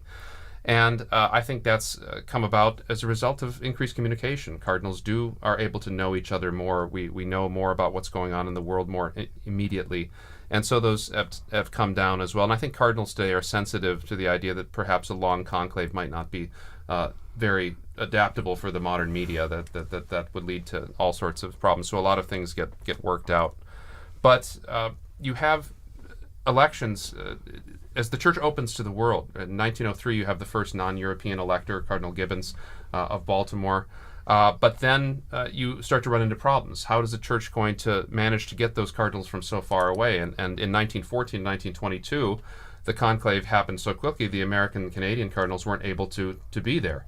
And so that's when they added the 15-day rule, which now with the advent of air travel, right, becomes a little easier. But now that, as Kristen, you were saying, that cardinals coming from all over the world, from Tonga, from Burma, from Mongolia, the flights aren't as regular, and so they need to have more time to make sure. Some of them only just arrived 2 days ago. Yes, the last can you imagine that, yes. right? Just being dropped into the middle of this from your country. And that's astonishing. We talked also about secular interference in elections, and people think, well, that was a Middle Ages problem. And in fact, the European monarchs, the Catholic European monarchs, all through the 17th, 18th, 19th century, had the right to veto candidates. And as recently as 1903, the Austro-Hungarian emperor excluded a candidate, which led, of course, to the election of St. Pius X, which was a sort of good outcome. And he himself abolished what was called the jus exclusive, the right of European monarchs to object to particular candidates. And so that, and then we see other changes in 1971. 81-year-olds and above were disallowed from participation in the conclave. But we saw how healthy their contributions were in the general congregations in the events leading up to the conclave. So there have been a lot of times in church history where the conclave and the cardinalate is one of those adaptations that the church has made through history in order to meet these challenging demands that have come up over these 2,000 years. And I think, too, talking about the changes in the conclave, we've seen how a change originally to accommodate cardinals who are coming from far away, this long period between the death of a pope and the entrance into the conclave, has changed in its purpose. 100 years ago, that was to make sure someone could jump on a boat and get from South America or even Australia now and make it to Rome in time for the conclave. Now, we've heard a lot of talk in the past couple of weeks about cardinals having an opportunity to get to know one another.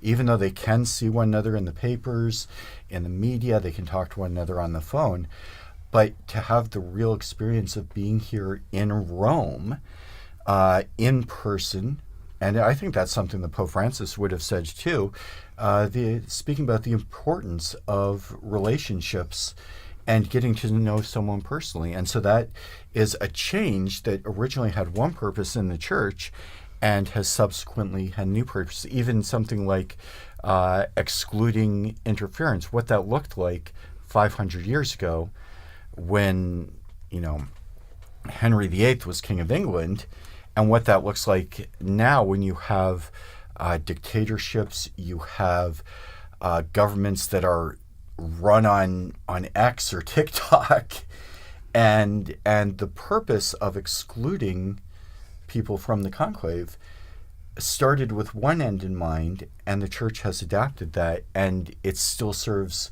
a purpose, even if that's not what was originally foreseen by the people who implemented that change in the system.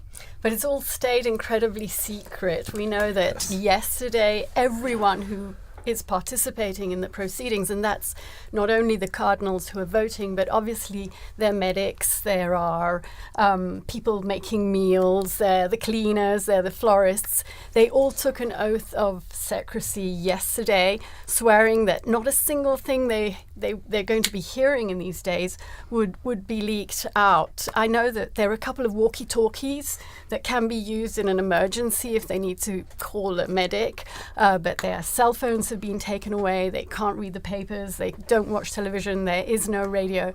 So yes, it really is. It may depend on how long they can go without cell phones. Well, and it's interesting too, you started to allude to this. There are several officials among the cardinals who do have the right and the means to to communicate outside of the conclave. So, for instance, suppose, as many of the cardinals are very old, suppose one of them gets sick and they need to call a doctor. There's a procedure for that. I don't expect them to run out of food, but if it does go to a long conclave, they can make arrangements for that. Or perhaps a more spectacular outcome, if the cardinal should choose to elect someone who is not in conclave. And there has to be a means of contacting them, which would be, I think, shocking to the whole world. But Don, it wouldn't be the first time that they've chosen someone who is not in the room, or not even a cardinal. That is absolutely possible. One of the most famous examples was after the long conclave of 1292 to 1294, where they were in an absolute deadlock for 3 years, and they just could not, and nobody would back down. And finally, they broke down and said, I heard that there's this hermit living up on this mountain. He's a very holy guy. Maybe just making a holy person pope. Let's try that. And so you have this picture of these bishops and cardinals trundling up this mountain in Abruzzi, and getting to this hermit's cave to tell him that he's just been elected as pope. And he tried to prostrate before them, and they tried to prostrate before him, and it was all very awkward. But to have something like that happen, it's been a very long time since anyone who was not a bishop has been nominated. That was Gregory the 16th in 1831. And so if somebody who's not a bishop is elected, they do not assume the office of Pope until they're made a bishop. You have to be a bishop to be the Bishop of Rome. I imagine there's some prerequisites to be named, even if you're not a cardinal. I find it interesting. So if you're a baptized unordained Catholic male and you get the call, like I've told my wife to stay by the phone just in case, that you would have to have your wife's permission in order to do that, because you'd have to separate from bed and board to be ordained. But that is a theoretical, if remote, possibility. Basically, the only requirement is that you are the requirements for being made a bishop, yes. Which technically is, if you were to choose someone, and Don, maybe you can correct me if I'm wrong, but there are stories of people who've been elected even before they've been baptized, and they went through the process of baptism, ordination, consecration to the bishopric. I think some of those are maybe not certain. But we know for sure St. Ambrose of Milan, who was the Roman civil administrator, who was so skillful at getting various parties of Christians to get to talk to one another. He was even though he himself was a pagan. He himself was a pagan, and both sides, the Arians and the Catholics, shouted out Ambrose Bishop, and they carried him into the cathedral. He was baptized. He went through the 7 grades of ordination, and on the 8th day, he was made the Bishop of Milan. And so there are examples. Something like that is what would have to happen in an unusual case like that. But Don, you mentioned the very holy hermit who was elected to the papacy. He did not last very long, and eventually, how did he tell us about how his papacy ended? Peter Celestine, who later became Saint Celestine, was an exceptionally holy man. But what his tenure demonstrates is that holiness does not necessarily confer administrative skill. And so it's possible for someone to be quite a holy person and be a worldly failure, particularly in positions of leadership.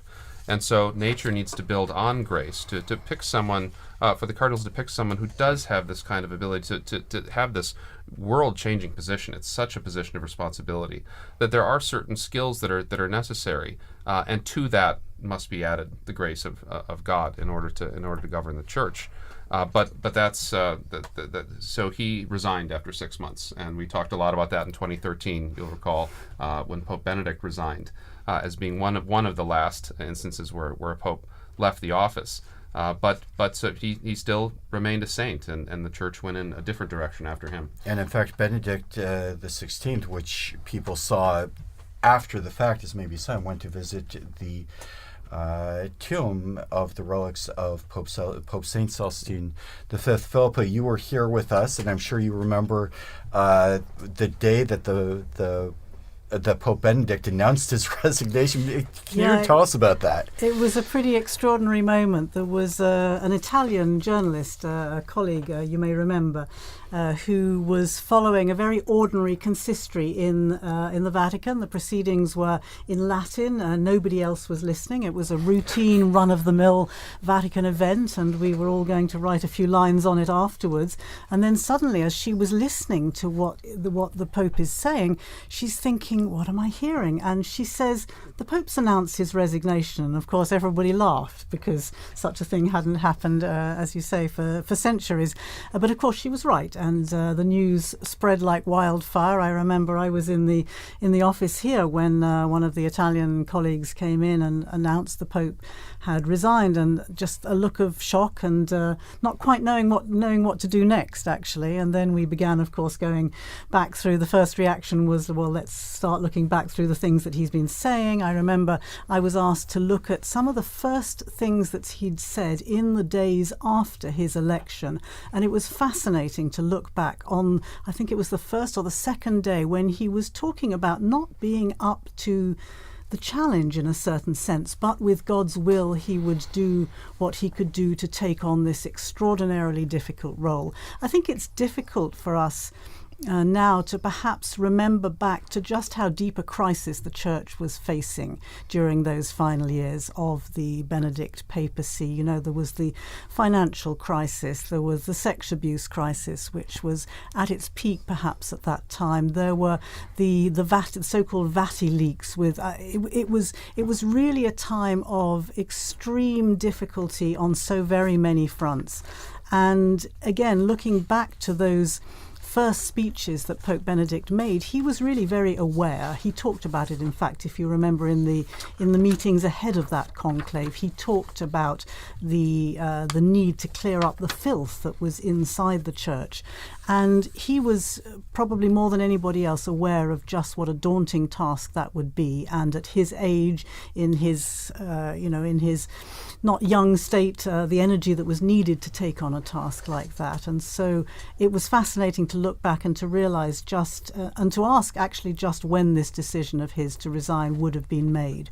I happen to know that the former Archbishop, well, at least there's two former Archbishop of Canterbury's now, but Rowan Williams, who was the Archbishop of Canterbury, the Anglican leader at that time, had a conversation with Benedict a year before the resignation was announced, and the two of them, Rowan Williams was looking forward to his own stepping down and being able to have more time to do the things that he wanted to do, to study and to read and to write and so on. And he told me that he and Benedict had been able to discuss that, and clearly Benedict had been maturing this decision for a very long time. So it was, yes, an extraordinary surprise for us, requiring unprecedented ways of working, and but for Benedict, I think it had been a decision that he'd been maturing for some time, of course. And you talk about the crises that faced the Church in 2013 and those last couple of years of Benedict's reign that really came to a head at that time and had an impact on the papacy of Pope Francis. He spoke very forcefully about the plague or the scourge of abuse.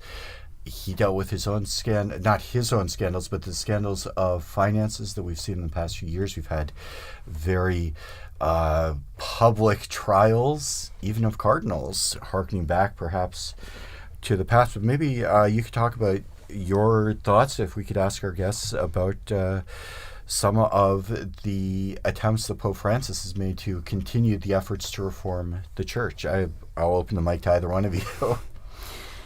I mean, I would say I think the whole process of synodality is something which, I mean, this really to me is Francis's legacy, and it has implications on the ecumenical and the interfaith work that I'm so very interested in, but it has enormous implications throughout the Catholic world as well. The process of trying to open up the Church, to make it more participatory, to make it something that people can join in sort of contributing to what should be the direction that the Church is taking, to let people's voices be heard. And this opening up, of course, is shaking up all the traditional sort of institutional practices that we're used to.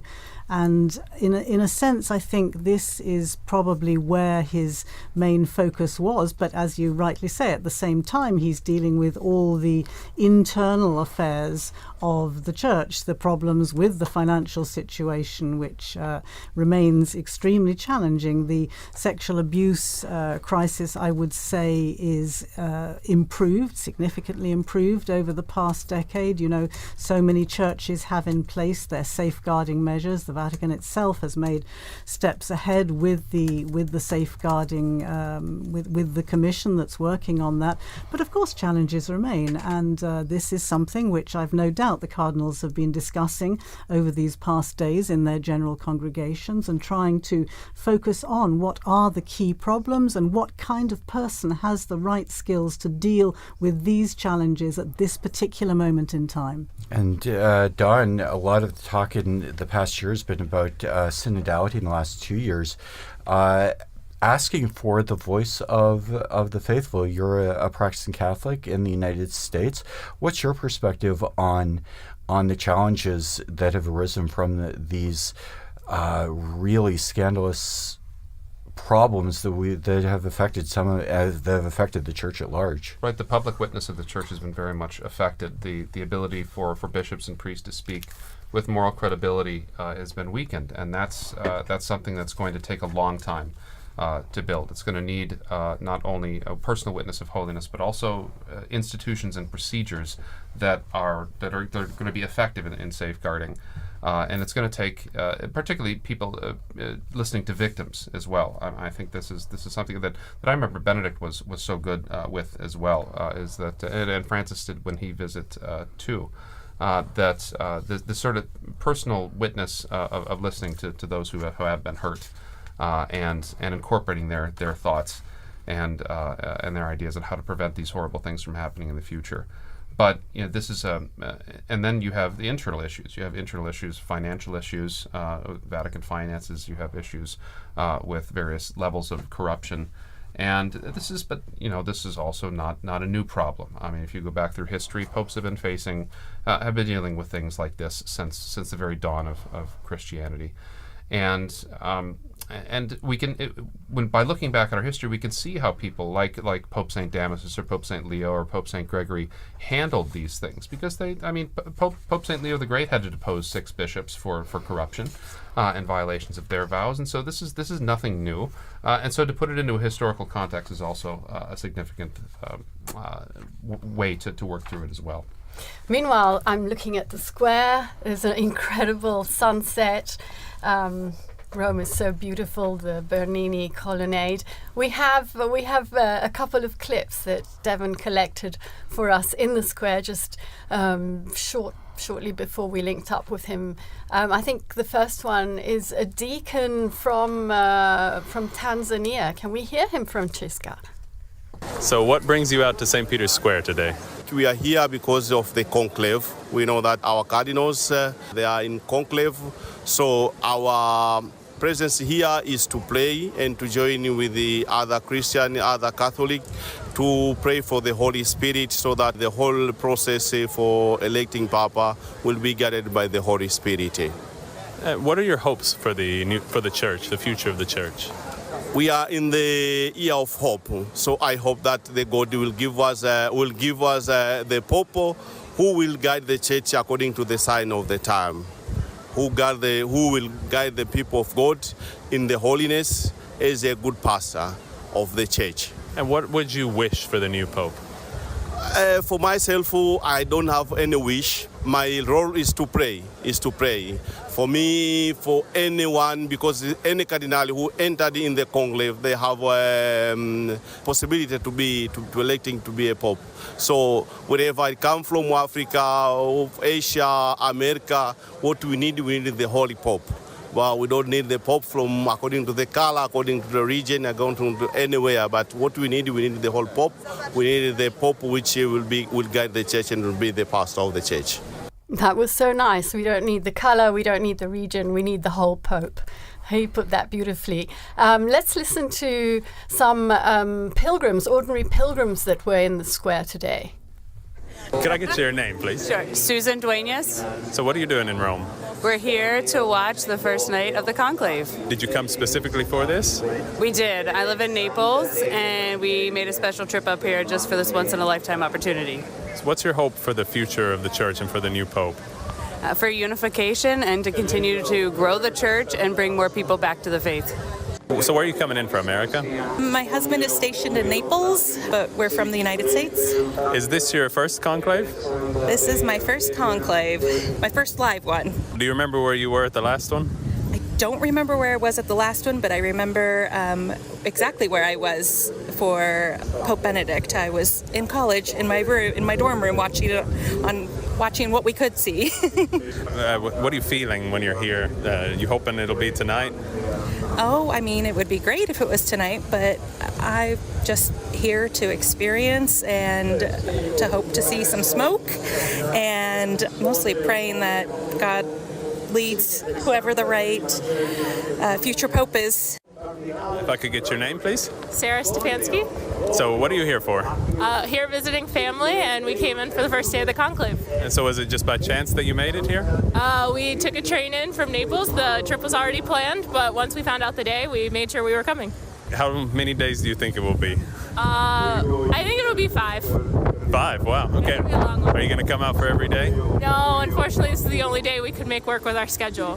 So what are your hopes for the future of the church? I just hope we are united and come together under a new pope who can lead us all for more peace and love around the world. And we heard a couple of people talking about the possibility of an election this evening. Linda, I think you summed it up well. I think everybody would be very surprised to see an election on the very first ballot on the first night. But we have had some remarkably short conclaves in the past. Don, you want to share some of those with us? Even recently, both Pope Francis and Pope Benedict were elected very quickly on the second day. And but Pius XII was the same way. Sometimes people go in and the momentum is so high that within a few ballots, it is rather unlikely that we will get a pope on the first ballot. The first ballot usually is in conclaves for the cardinals to test out strength. Sometimes they offer sort of honorific votes. I know in the past, in the early 20th century, was often used as an occasion for non-Italian popes. Non-Italian electors to write in non-Italian names just to establish the precedent that it didn't have to be an Italian on the first day. And it won't be like Pope Julius II, who was elected within a few hours of the conclave starting. But there always is a danger, because in 1334, when the main candidate wouldn't agree to the cardinal's demands, they didn't know what to do, and so they held a ballot, and everyone chose the least likely candidate that they possibly could, Jacques Fournier, who became Benedict XII, who was a very good pope that nobody had expected, and he was elected on the first ballot. So it can happen, but it is really quite a very rare experience. I think it's very interesting to hear and to look back and to uncover what we know about the process of voting, how it happens. We discovered, for example, didn't we, that Francis had been quite a potential contender during the previous election in 2005, but then for the sake of unity, we were told that he stepped back so that Benedict could in fact garner that 2/3 majority that he needed to take over from Pope John Paul II. I was really struck just now listening to the voices of the people in the square, ordinary people. Every single one of them almost is talking about unity, the need for unity. And I think this question of how long the conclave goes on for is seen very much as an important signal regarding the unity of the church, because the longer it goes on for, clearly the cardinals are unable to decide on the kind of man they want to lead the church. And therefore, I think there's a certain pressure mounting day by day, or vote by vote even, to try and show, in a particularly polarized world that we're living in at the moment, where people are so deeply divided, to have a real show of unity on the part of the church leaders. I think that's going to be weighing most heavily on a lot of those cardinals' minds at the moment. And Philippa, you have a strong focus on ecumenism, and as a member of the Church of England, you've done a lot of work with the question of Christian unity. The Pope, from the Catholic point of view, is of course the center of unity, and that's been the focus of a lot of ecumenical discussions. How does that play out in the overarching Christian world, as the Pope intended to be a center of unity, but also a focus of contention with the relationships between Catholic and non-Catholic communities. Well, I mentioned earlier the moment that Pope Francis came out onto the balcony describing himself as the Bishop of Rome, and what a strong signal that was to other Christian leaders about his role, not trying to describe himself as Supreme Pontiff or use some of these other titles that can be quite alienating, but describe himself as the primus inter pares, in a sense, the first among equals of the bishops. And therefore this title Bishop of Rome was very significant, together with the other kind of signals that he gave early on in his pontificate. And yes, of course, the question of the papacy is a crucial, it's the crux of the matter in many of these ecumenical dialogues. The Orthodox dialogues are discussing the role of the Pope in the first millennium and in the second millennium. And it's also, very much the discussion that's going on in the other, the churches of the Reformation. The dialogues there are also discussing the role of the Pope. And that's why I think Francis's legacy is so significant, because he made very important overtures about the way that he could work together with other Christian leaders. But of course we can't forget the encyclical Ut Unum Sint from Pope John Paul II back in, I think it was 1995, when he actually asked other Christian leaders to come forward with ideas, to make proposals as to how the role of the papacy could be acceptable to other churches, to other Christian communions. And this is still very much a work that's ongoing. It sort of fell a little bit by the wayside during the previous decade or two, but it's very much front and centre again.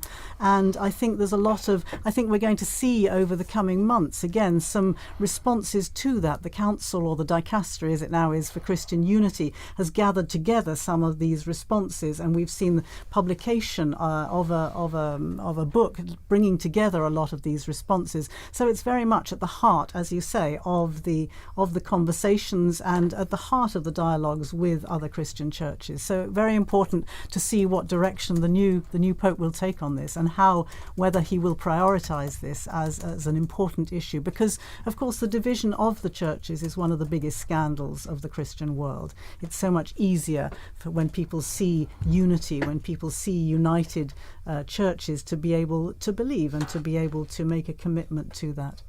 Thank you, Philippa. We've been talking with Philippa Hitchin, Don Prudlow, our guests, as we enter into this first hour of watching and waiting for the election of the new Pope. If you've just joined us, earlier this evening we saw the cardinals enter into conclave, and now everybody, I think, kind of around the world is waiting to see the smoke rising from the Sistine Chapel. If you are just joining us, I'd like to offer you a very warm welcome.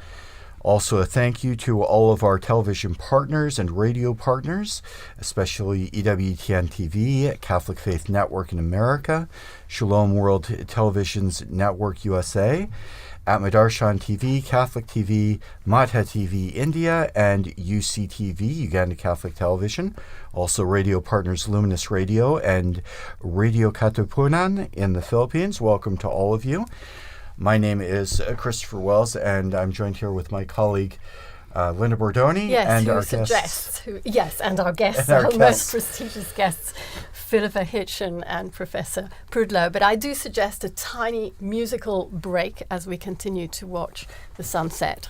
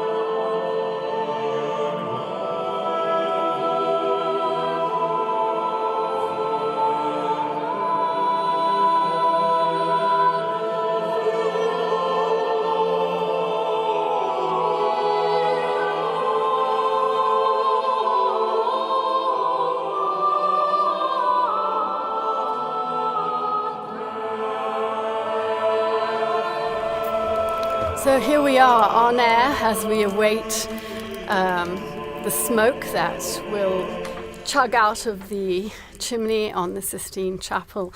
We all remember, or more than remember, we're not that old, but we do. We have all read about the famous conclave in 1958 when John the 23rd was elected.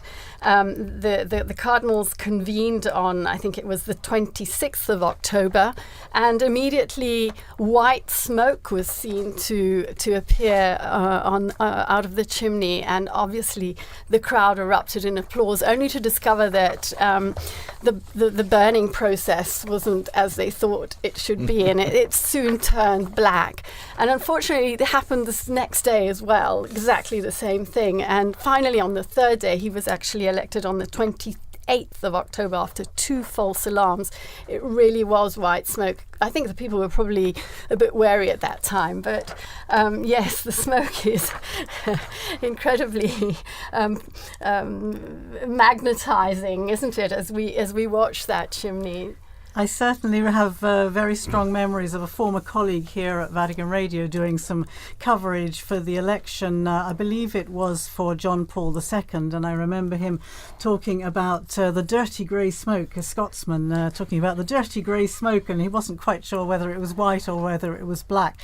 And quite often at the beginning, I mean, I do remember the previous 2 that I have covered, I remember that it is a little bit difficult at the beginning to see. It starts off quite slowly and then it seems to kind of gain momentum, and I think there's been some work on the kind of chemical processes, hasn't there? Maybe somebody else knows a bit more about They did begin to use the chemicals for both the white and the black. Absolutely, yeah. But you're right about the evocative power of the smoke. This has become sort of a symbol, and now the webcam, people will put webcams on at home, and I saw that we have some real enthusiasts, because 12 hours before I saw there was a chimney webcam before they'd even gone into conclave with 11,000 visitors, 11,000 watching currently. So people are really transfixed by this. But it was a good addition, I think it was 2013 when Benedict, because of the confusion about this, that when there's white smoke, the bells of St. Peter's will peal out as well. Right. So that will be a confirmatory. And it's also an issue in winter conclaves, right? Because it's night and it's very difficult to see the color of the smoke at night. And so those bells were a good addition. Although I remember it took quite a while for the bells to actually start pealing. So the people were cheering wildly in the square, and it was only quite a significant time after that the bells actually confirmed that. In fact, I remember that conclave as well. I think we all remember that very clearly. And yes, that's exactly right, because even with the addition of the chemicals, the smoke wasn't clear. You talked about it, Philippa. When the smoke first comes out, first you've got people asking, well, is smoke coming out? Is that a cloud? Is that really what it is? And then it becomes a little bit more definitely smoke coming out of the chimney. And then you say, well, it looks kind of gray, it looks kind of white. And they had told us here in the studio that they were going to ring the bells as soon as the smoke came out. And I think for the first election in decades, we had smoke that was pretty clearly white, but then the bells didn't ring the way they were supposed to for a long while. And this happens, right? I mean, you remember when Benedict was elected and Cardinal Medina came out, and as soon as he said Habemus Papam, the band started playing. And he had to wait for about 15, 20 seconds, and it was very awkward. But so we saw the beautiful, magnificent liturgical choreography today, that this is still an event that's run by human beings, and sometimes that these things can happen, and they lend a lot of great color to the history. Well, we're on the subject of the smoke coming out of the chimney. The other lasting memory I have of these conclaves and watching the screen again today is the seagulls. The seagulls who seem to be magnetically drawn to that chimney, possibly because of the warmth that comes out of it. But I do remember during the 2013 conclave sitting in studio just as we are today, discussing ecumenical interfaith legacies of Pope Benedict, looking at the characteristics of the new man, what would be required. And I remember the producer at that time saying to me, talk about the seagull. You know, the seagull has its own hashtag. The seagull is trending on Twitter. And it's just quite fascinating how people take different aspects of these, as you say, very traditional, very historical events, and yet give them a particularly modern twist. I find that fascinating. I heard the other day that, in fact, inside the Sistine Chapel, there are 2 ovens. And that's because in the one oven, they burn the ballots. In the other oven, they actually put the chemicals you were talking about, Professor Prudlow, which are the ones that will produce the right coloured smoke. We hope. Yes. There was one when they were still trying to. They were testing it. When were they? Do you remember when they were testing the chemicals in 2005 before the conclave? And they just the air, it just turned black. I mean, the entire sky above the Vatican was just black with smoke because they'd put in way too much of the chemical at that time. But I think it's interesting again how we've seen a lot of pictures recently, as you say, these two ovens in the Sistine Chapel before, this veil of secrecy that on the one hand was so fascinating to people outside the confines of the Vatican, but on the other hand, people are equally fascinated now they can see the process. We saw the workmen going in with the scaffolding and putting up the chimney and putting the ovens into place, and I think that's been very... there's a beautiful video on Vatican News that shows the Room of Tears, which is the room where the Pope will receive his vestments and cry. And have some time for prayer and crying at his new responsibilities. Before after he has accepted the what would we call it, the proclamation, because the cardinals ask the Pope whether he accepts or not, and so... And he can say no. He can say no, right. Anyway, please go and look at our video because it shows that Room of Tears. It shows the 3 different sized vestments that have been made to fit whoever is elected. It shows... Well, after it was a little tight on Pope John the 23rd, they knew they had to have a range of sizes for the possible But interestingly, Pope. Linda, you were telling me that the traditional papal tailors that has been producing these vestments for so many decades, apparently there's been a change. Yes, there has been a change. So we all knew Gamarelli. I think we all bought socks at Gamarelli, the cardinal socks. This year it's Mancinelli, who apparently makes a bit of a more... a lighter textile, better for transpiration, more comfortable. So yes. In fact, we talked about all of the people inside the Vatican who help with the conclave. One of the people that's there is a tailor on hand. They have a small, medium, and large cassock, but they have someone right there so that when he puts it on, they can make adjustments so it's not overflowing, it's not too tight. They've got some room to breathe, so to speak. In the legend about John the 23rd, who was a portly Italian, famously from peasant stock, as they say, in Italy, and the story was that when he put on the extra large white cassock, it still wasn't big enough, and they had to open up the back of it and kind of tie it together like a hospital gown, obviously with his regular clothes underneath. But there's some of the stories that we hear from the conclaves. I noticed that hanging in the Room of Tears is the little red cape, which Pope Francis did not wear. He chose not to wear. He chose not to wear. Yeah. Why did he choose not to wear that red cape? It was a gesture of he meant it as a gesture of humility, in the sense that he wanted to be seen as Francis, as Bishop of Rome, in a simplicity. But I don't think that there should be any judgment if the new Pope chooses to wear it. I mean, it's the proper garment for that moment. There's nothing hieratic. It's just a particular garment for the papacy. And but when you say the tailors and those great videos that you had, it should remind us of the hundreds of people that work to put this together behind the scenes, all the Vaticanisti, all the people that work, that they are so hard to make these things come off, the infirmarians, the people that prepare the food, and the people that prepared the conclave, the choir, the masters of ceremonies. It's really... it's a big production. It's an amazing production, and it's an irregular production, right? I mean, I think of in England, right, trying to practice a coronation after over 6 decades, and it's sort of the same thing here. You don't know when it's going to happen. You start to think about it. People come, people go, and there's books, but it's one thing to reduce a book to actual practice. And now that we have videos and things like that, it's so good to record those things and to help people to remember how difficult it is. And we weren't working in those days back in the 1970s, but I wonder what it must have been like to have had two of them in very, very close succession within, what was it, 33 days? 33 days. Was the length of the papacy, and so then John Paul the period I. after that when they elected the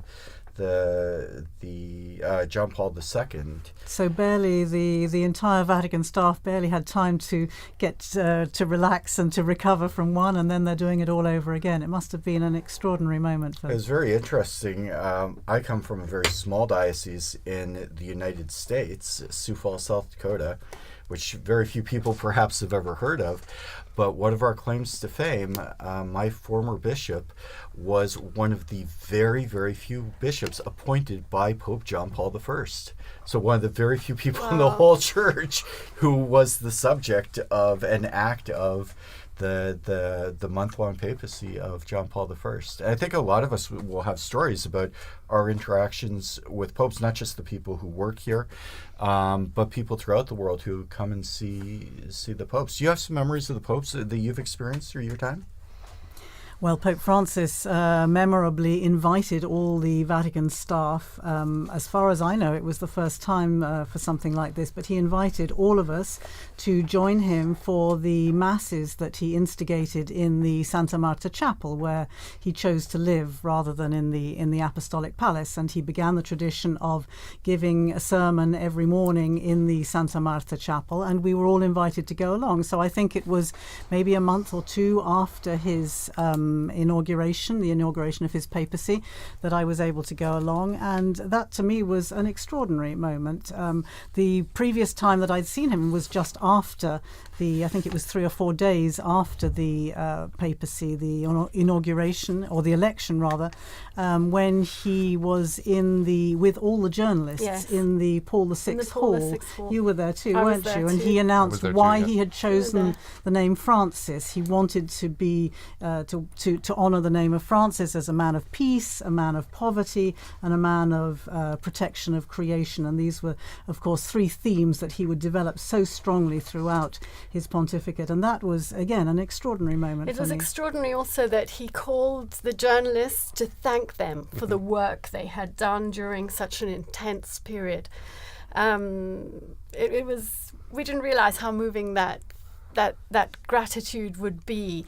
I can't but help think of his very last public audience, was to thank the medics, the doctors, and the staff at the hospital who had taken care of him.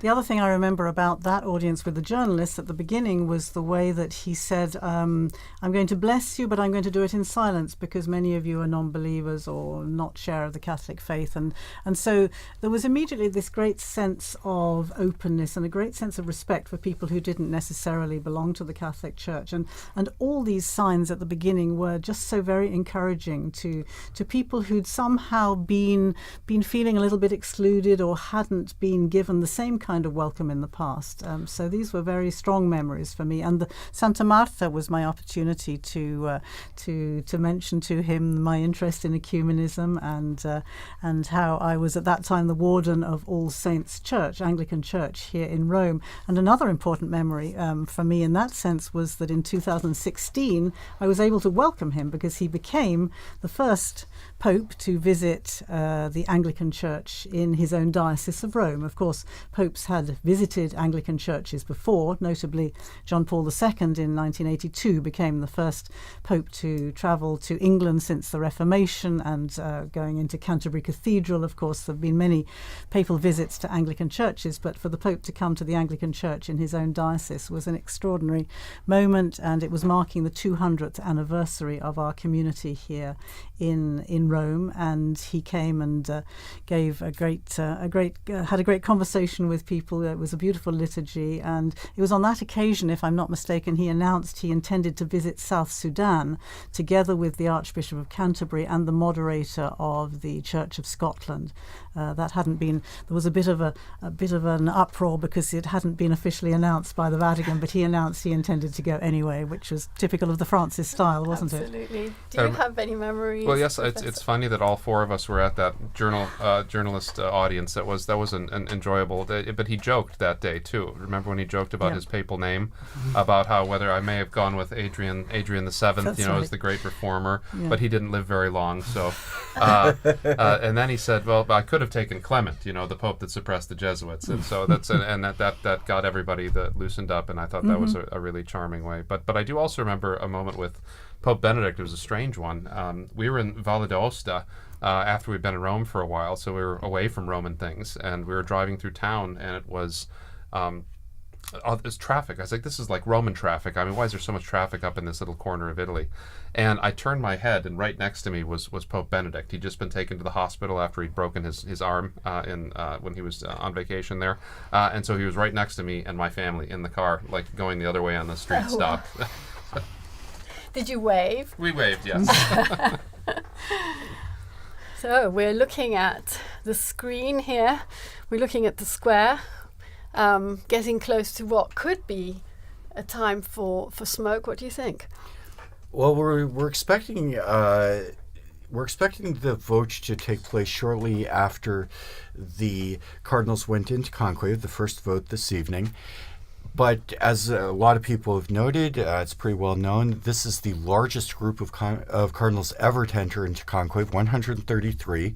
If you watch the broadcast of the entrance, it takes a little while for 133 mostly elderly cardinals to get up, to cast their vote, for the votes to be counted. We heard Monsignor Burns' very excellent elaboration of that process. So we're not sure how long it takes, and I think that's a challenge for all of us, but also for the people coming in the square. If you were watching at the beginning of the broadcast, the square was not empty, but there weren't a whole lot of people there, and they've been filtering in. It's really filled up. It's really filled up. I think we all remember previous conclaves when the white smoke comes out, everybody in Rome is going to be coming to St. Peter's Square. But just to talk a little bit about the process this evening, we are expecting a vote perhaps around 7:30 in about 10 minutes, but there's no precise timing. So it could be any time, and we will have people watching for that first wisp of smoke and then to try and determine what color it is. And Phil, Linda, maybe you can tell us a little bit about what we can expect for the next couple of days in terms of looking for the smoke and the outcome of the different votes in the Sistine Chapel. Well, the one interesting thing I've just discovered is, as you were saying, there are two separate votes. Oven, yeah. Okay. Well, just one on the first day, right? Just one on the first day, but as from tomorrow morning, 2 in the morning and 2 in the afternoon. So should the smoke arise in the middle of one of those sessions, it'll be white for sure. That's right. Yes. Right? That's because if they go immediately to a second vote if it's a failed vote, and so that means we won't get smoke until around noon. If it's even a failed later, vote. in fact, I think we're expecting around 1 o'clock. Around 1. So if we do, Tune in absolutely early. right. If we get it at 11:30, 10:30, 11, it will be white smoke. Yeah. I heard an interesting little detail. You were talking about people rushing from around Rome. When people hear the news, they tend to gather in the square to see who the new pope will be. I read a lovely detail from the English College, the Venerable English College, where the seminarians from the UK trained to become priests. And there was obviously a question about were they allowed to run out of their classes if they heard news of course, all of them will have their cell phones, I imagine, so they'll get news almost within seconds of it happening. And apparently there has been a ruling from the college that seminarians are allowed to get up in the middle of classes and to go and congregate in the square to acclaim the new pope if and when it happens during the day. I remember I was a student at the Angelicum during the election of Pope Benedict in 2005, and that same question came up. Of course, John Paul had been pope for almost 27 years, so a conclave was a new thing. And the college didn't make any determination, so the classes were going on during the conclave. And as soon as it became evident that the Pope had been elected, there were people who left class. And I remember some of the professors being horribly offended that the students had left for a truly momentous historical occasion. And the Angelicum, I'm sure that was the reason for their determination this year. They put out a specific statement. They announced it on social media. As soon as we get news of the white smoke, classes are suspended with immediate effect. The adoration in the chapel at the Angelicum will be closed with benediction so that everybody who wants to can come to Rome, can come to St. Peter's Square and be there for the announcement. When we do get the white smoke, I think you'll all remember, there's a period of time between when the smoke comes out. It's about 40 minutes. We're expecting about 40 minutes to an hour between the white smoke and when the Pope has gotten his robes together. He has prayed for a while. They've organized themselves. So about 40 minutes to an hour. In the last conclave, which of course was absolutely historic because we still had Pope Benedict alive, that was delayed even further because Pope Francis wanted the first one to hear the news to be Pope Emeritus, as he eventually decided on the title, the Pope Emeritus, to be the first to receive the news. So they had to call him. And the story is that he was glued to the TV set watching the chimney as we all are now. And, they were ignoring the phone. And finally someone picked up and said, it's the cardinals. They want you to be the first to know. So, there's a little delay. We were talking earlier, there are 2 votes in the morning, 2 in the afternoon. And the expectation is there's a possibility of maybe as early as 10:30 or 11, but certainly a burning of the ballots at around 1 o'clock for the morning ballots, and then in the afternoon, possibly as early as 5 or 5:30, and certainly a burning of the ballots around. Tomorrow we're looking at perhaps as early as 7:30 for the second one. So if you go to our Vatican News website, you can see kind of a program that will give you an idea of when you can tune in and get the latest news from the Meanwhile, conclave. I'm seeing there 30,000 people in the square at the moment. 30,000? 30,000. And that will increase augment, until the smoke comes out. Yeah. But also, we haven't had an election on the third ballot. We haven't had an election on the second ballot. We have had an election on a third ballot, but not since 1939. And so both Francis and Benedict, I think, were elected on the fourth ballot. So that would mean the evening. Benedict on the 4th and Francis on the 5th. Although there was a little confusion, which came out subsequently, and as we heard from the oath, the popes can allow people to speak about some aspects of the conclave. That's entirely up to the new pope's discretion. And there was apparently an extra blank ballot added to the vote so that when they counted all the ballots, they had to immediately redo the vote because they want to make absolutely certain that there can be no question about the valid election of the Pope. We know historically that there have been some contested elections. Occasionally, yes. It's being a very important position. There's sometimes been 2 or even 3 claimants to the papacy. We haven't had that in about 600 years. But the last Pope before Benedict to resign, Gregory XII, was one of the 3 popes who they all were either deposed or resigned in order to have the election of Martin V, who restored the papacy to Rome, began the Renaissance here in the city, where we get so many of these beautiful buildings and so many of these beautiful traditions. So we've all been reading hard about what happens after the Pope steps out onto that balcony of blessings. I think it's called the loggia.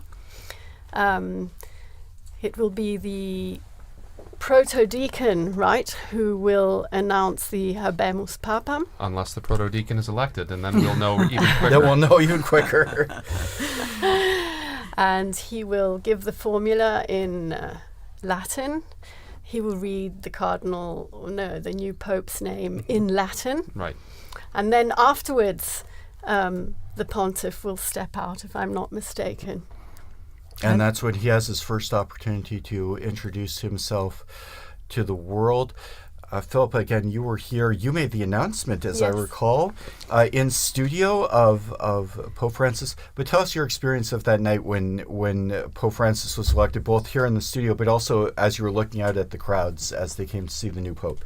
Yes, you're quite right. We were doing a similar kind of marathon, for the days leading up to the white smoke, and it was the third day, wasn't it, that the actual news came, and second day of the afternoon, that's right, of the second the afternoon. Yes, it was quite late in the evening, which we may be going on to here today as well. But it was a similar sort of time. I seem to remember. My other former colleague Susie Hodges was in studio, and as we were watching the smoke started coming out of the chimney, and yes, it was. You could hear the crowd going wild below. It really is. It's quite an extraordinary moment, I think. It's one thing to be here in studio, it's another to be down in the square, I think, because I was in the square. You were there, weren't you? You were reporting, you were doing what Devon has been doing for us today, reporting from the square, despite all the difficulties of getting a signal. I don't think the blockers were as powerful in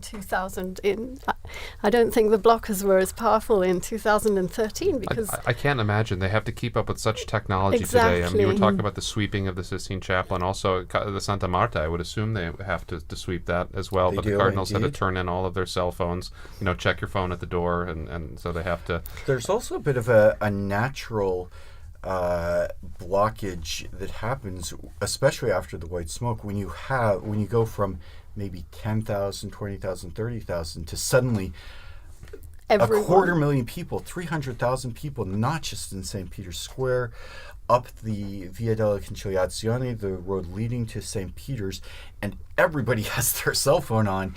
And with great respect for the Italian telecommunications company, that's a big burden for any system. And so when you are trying to get out there and you're trying to send the video of you with the selfie with the new Pope, you might have trouble getting a hold of your friends and family back in England, back in the United States. That was most noticeable even during the recent funeral for Pope Francis, when you have those numbers. Again, I think the figures were 400,000 officially, weren't they, between those gathered in the square and those who were along Via della Conciliazione and down on the route towards St. Mary Major for the burial when Francis was laid in his final resting place. And again, the difficulty of getting any kind of signal to be able to send messages even was quite challenging. So yes, it is a problem, and people are gathering, and of course everybody now has a phone on them, and everybody. That was another thing I remember, because it was getting dark during the I remember waiting March, for Pope Francis. When the smoke came out, it was dusk, but it was still light out, and by the time they got to the actual pronouncement, the night sky was completely black. And there was a flashing of all those millions, or at least tens of thousands of cell phones as people tried to take the first pictures of the new Pope. And that is something which, of course, is quite different from in past times when people would acclaim by applauding and cheering. But applauding and cheering has a lot to say for itself, because I remember being in that square and Bergoglio stepping out. And to be honest, I didn't recognize him. I didn't know who he was. But close to me was a group of Argentinians, pilgrims. And immediately I realized he must be Argentinian, because they went wild. And so I think I was online. I don't remember. I think I said, I think he's an Argentinian. And then, of course, everybody is looking for the biographies and trying to and the internet risks crashing as well, because everybody is trying to download that biography. Interestingly, I've noticed that the Vatican this time has come up with an extremely helpful dashboard, which again is unprecedented. As far as I remember, we had to do a lot of the research ourselves, but we now have a Vatican dashboard which gives you all the details that you ever wanted to know, or the basic information about the cardinals, all the cardinal electors, who they are, where they come from, how old they are, who created them cardinals, what their main features, if you like, of their ministry has been so far, which is incredibly helpful for all of us trying to cover these things. That's progress, Phil. It is two-faced, in the sense that on the one hand, yes, we do have a lot of information much more readily at our fingertips. On the other hand, we are expected to be active on so many more platforms and to be there. And so it's been a really steep learning curve for us as well. You know, we're going to have to be there when the smoke is white. We're going to take a screenshot. We're going to do a video. We're going to have a name out there. It's very challenging for journalists this time and age. And Linda, I'd like to go back to something you said about the applause, where applause is very significant. As you mentioned, Dawn, in the past, sometimes it was by acclaim. It was the voice of the people of the city of Rome. But even today, in various liturgies, we hear the people have an opportunity to signify their acceptance. And it's not a legalistic form, but there is a place for the people to express their approval of a choice of a priest, of a bishop, and less formally here for the Pope. Well, Saint Cyprian, when he was defending the papacy of Cornelius, this was in 250 AD, he said that the clergy of Rome consented to him. He was ordained by all the bishops and by the acclamation of the people. And so this is actually, it is kind of liturgical, the reception of the Pope coming out on the loggia and then the people acceding to that election in the square. It's a very important moment. Now, sometimes the people historically have not always been so peaceable. They've made their desires known. So at the beginning, when Urban VI was elected, they made it very clear that they wanted an Italian, the people of Rome, and so that was an important way. And that's a way historically that synodality can work out too, in a way that people can have their voices heard. And this is a very historical way that people have had their voices heard. When you mentioned that we were talking earlier about acclaiming the Pope and thinking back to that election in 2013, of course, you have that incredible acclamation and cheering. But then the other lasting memory that I have is Pope Francis asking the people to pray for him before he gave them the blessing. And in an instant, you had however many thousands of people there were in the square falling silent. And so you had this extraordinary contrast between the noise of the cheering and the applause and then the silence as he stood there for really quite a long time with asking people to pray for him and to pray for his new ministry. That was really quite something unusual, I found. The sentry seagull is back, waiting for the news. Waiting for the news. I'm reading something quite unusual for me. I'm reading that it could even be possible that today, in the Sistine Chapel, the cardinals have actually not voted, and therefore there will not be a signal. It's a remote possibility, but it exists. Yeah, the all the procedures that govern everything from the moment we learn of the death of the Holy Father or the moment of his resignation, through the ceremonies to say farewell to the previous Pope, through the period of mourning, the organization of the conclave, how the College of Cardinals organizes the events, to the entry into the conclave, and all of the details of the voting are laid out very, very precisely in a document which we've heard many times, Universi Dominici Gregis, the name of the document that covers all of this. And there is, what that document foresees is that normally the cardinals would proceed immediately to a vote this evening. However, that's not an absolute, and there is admittedly a pretty remote possibility that they don't proceed immediately to a vote. There's also what would be a very strange possibility, but we've talked about this earlier, not unheard of, if the cardinals should choose someone who is not in the Sistine Chapel, they might take a vote, but the vote is not formalized and elect a pope, but the pope is not elected until he accepts.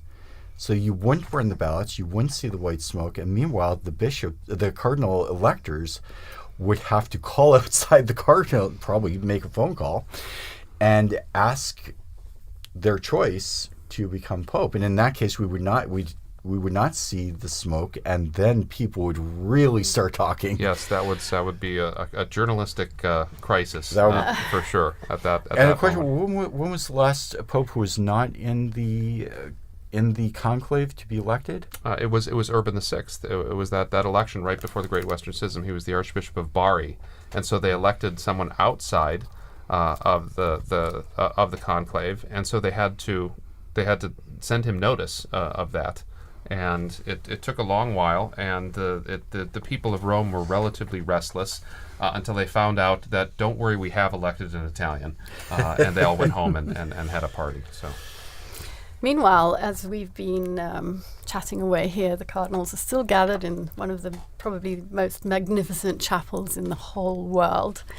Full of symbology as well. We all know the Sistine, the final judgment on the wall of the apse. We all know the creation on the ceiling. But there are a lot of other paintings in there as well, including some Raphaels and a very symbolic Perugino, which shows Christ handing the keys to St. Peter. Delving into the bottomless archive of Vatican Radio, I found another program by Veronica Scaresbrick. It's a short one, this.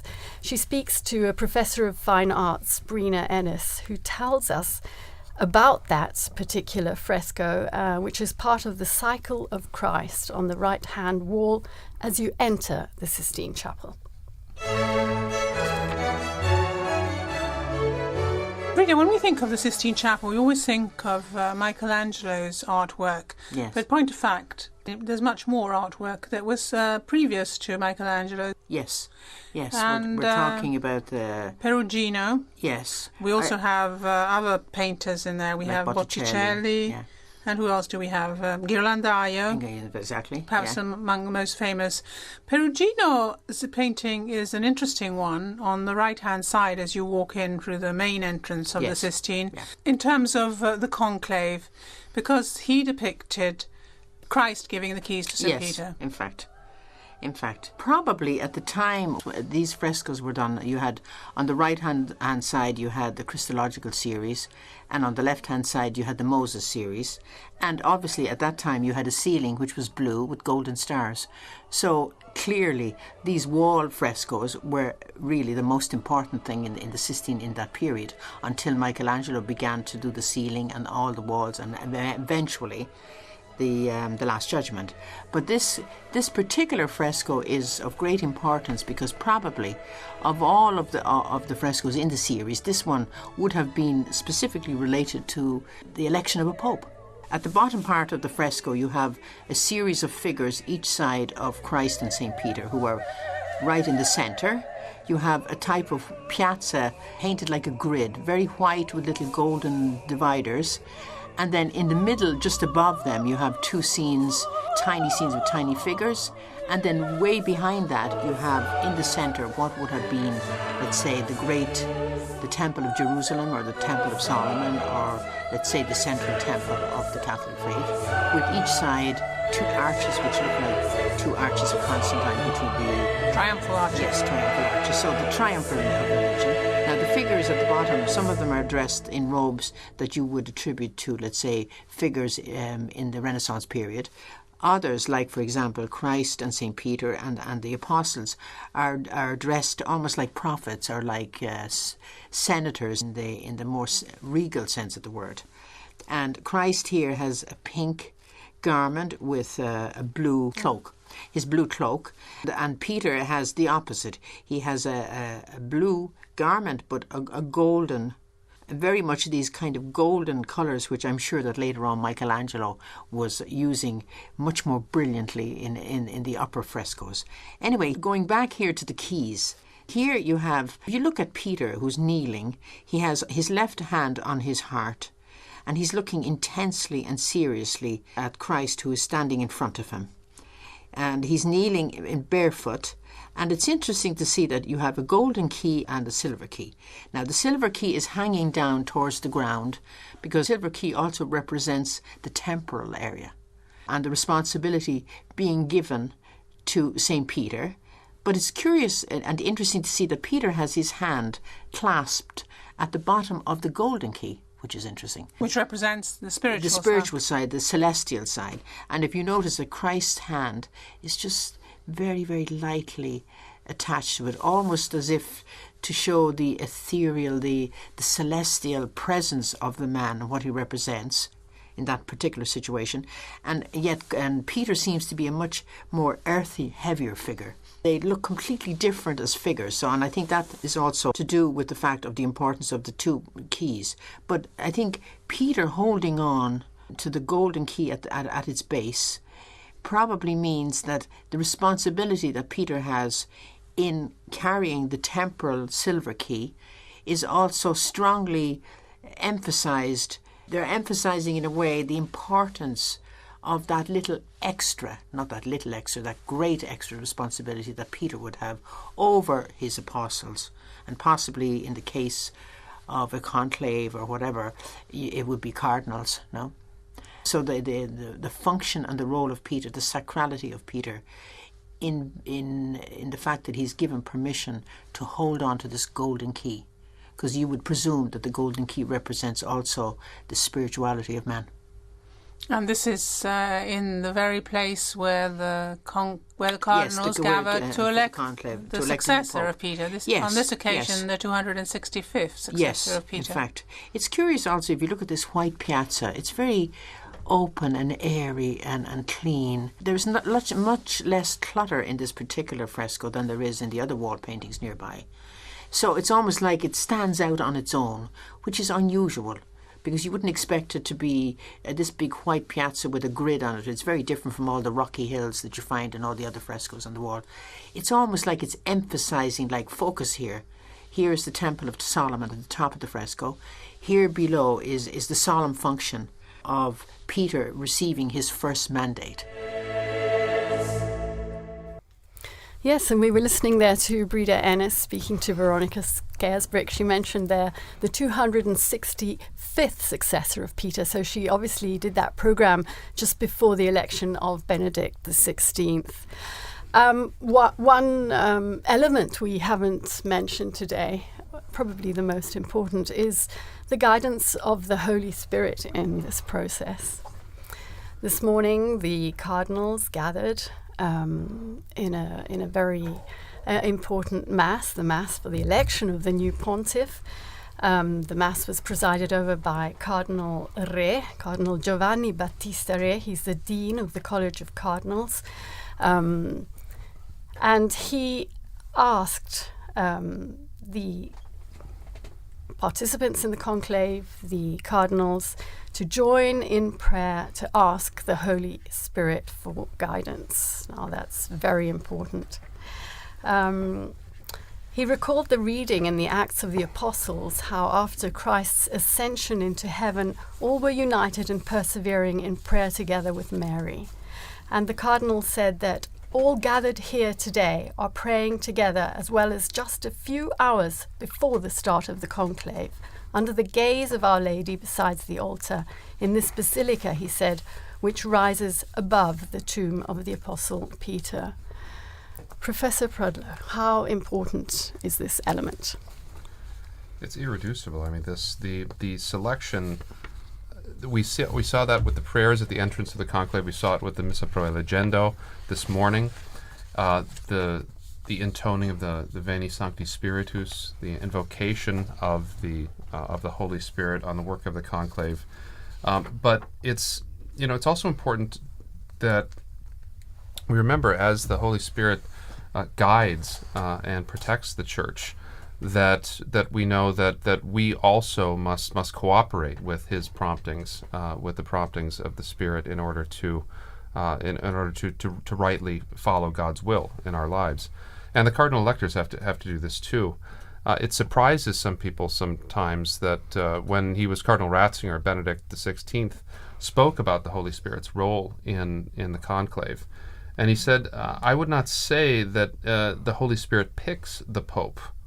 I would say that the Spirit does not exactly take control of the affair, but rather, like a good educator, as it were, leaves us much space and much freedom without entirely abandoning us. And so the Missa Pro Elegendo this morning, the ceremonies at the beginning were meant to help the cardinals to be open to the Spirit in that way, and to put aside other agendas, other political ideologies, and be open to the promptings of grace. And so that's because, and I think that was something very wise of Benedict to say, because in the past, I mean, there's not always been good popes. I mean, in the history of the Church, there have been quite bad popes, and yet the Church endures, and that's the astonishing thing from an historical perspective. And so today we pray that we are open to the promptings of the Holy Spirit in the conclave and for the Cardinal Electors. I think it's particularly interesting that Mass is not just for the cardinals, but of course it's a Mass in St. Peter's Basilica, open to the public and to a lot of other people who want to come along and want to be part of that moment at the beginning. As you say, it's marking the beginning of the conclave, and to be actually part of that and to be able to pray together with the Cardinal Electors for the new Pope is an incredibly moving moment. And again, I noticed this morning there were a number of the ecumenical representatives here in Rome. We have a new Anglican bishop, Bishop Anthony, who is the new head of the Anglican Centre. We have the head of the Methodist Ecumenical Office, the Reformed churches, and they were there together with representatives from the Council, the Dicastery for Christian Unity, again praying together and gathered together with the Cardinal Electors, praying for a successful outcome to this conclave under the guidance, as you say, of the Holy Spirit. And that homily brings us back to the whole concept of unity as well, because he also reminded those present about the duty to maintain the unity of the Church on the path traced out by Christ. And he explained that unity is marked by profound communion in diversity, provided that full fidelity to the gospel is maintained.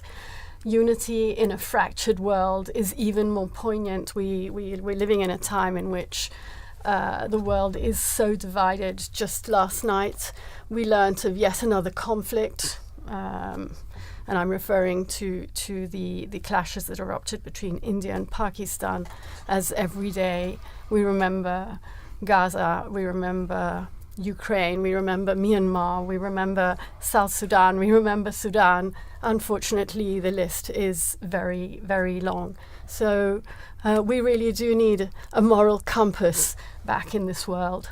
I thought it was interesting during the lead up to this conclave to see the cardinals actually issuing a statement just ahead of their gathering here in the Sistine Chapel, issuing a statement calling for peace, calling for an end to conflicts, mentioning particularly Ukraine and Gaza, but as you say, by implication, the many other conflicts that are going on around the world. Of course, peace and an end to conflict was such a key theme for Pope Francis, and I thought it was particularly significant that the cardinals felt it necessary to show that they were absolutely following in this direction, and therefore that these, if you like, considerations that go way beyond those of the Catholic Church and of the Christian world, but the need for dialogue, the need for mediation, the need for peacemakers in our world is particularly on their minds at the moment. And it'll be interesting to see.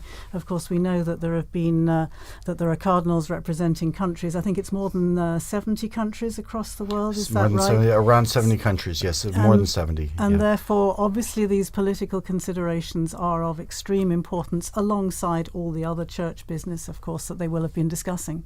And that communique that you mentioned, Philippa, was issued yesterday.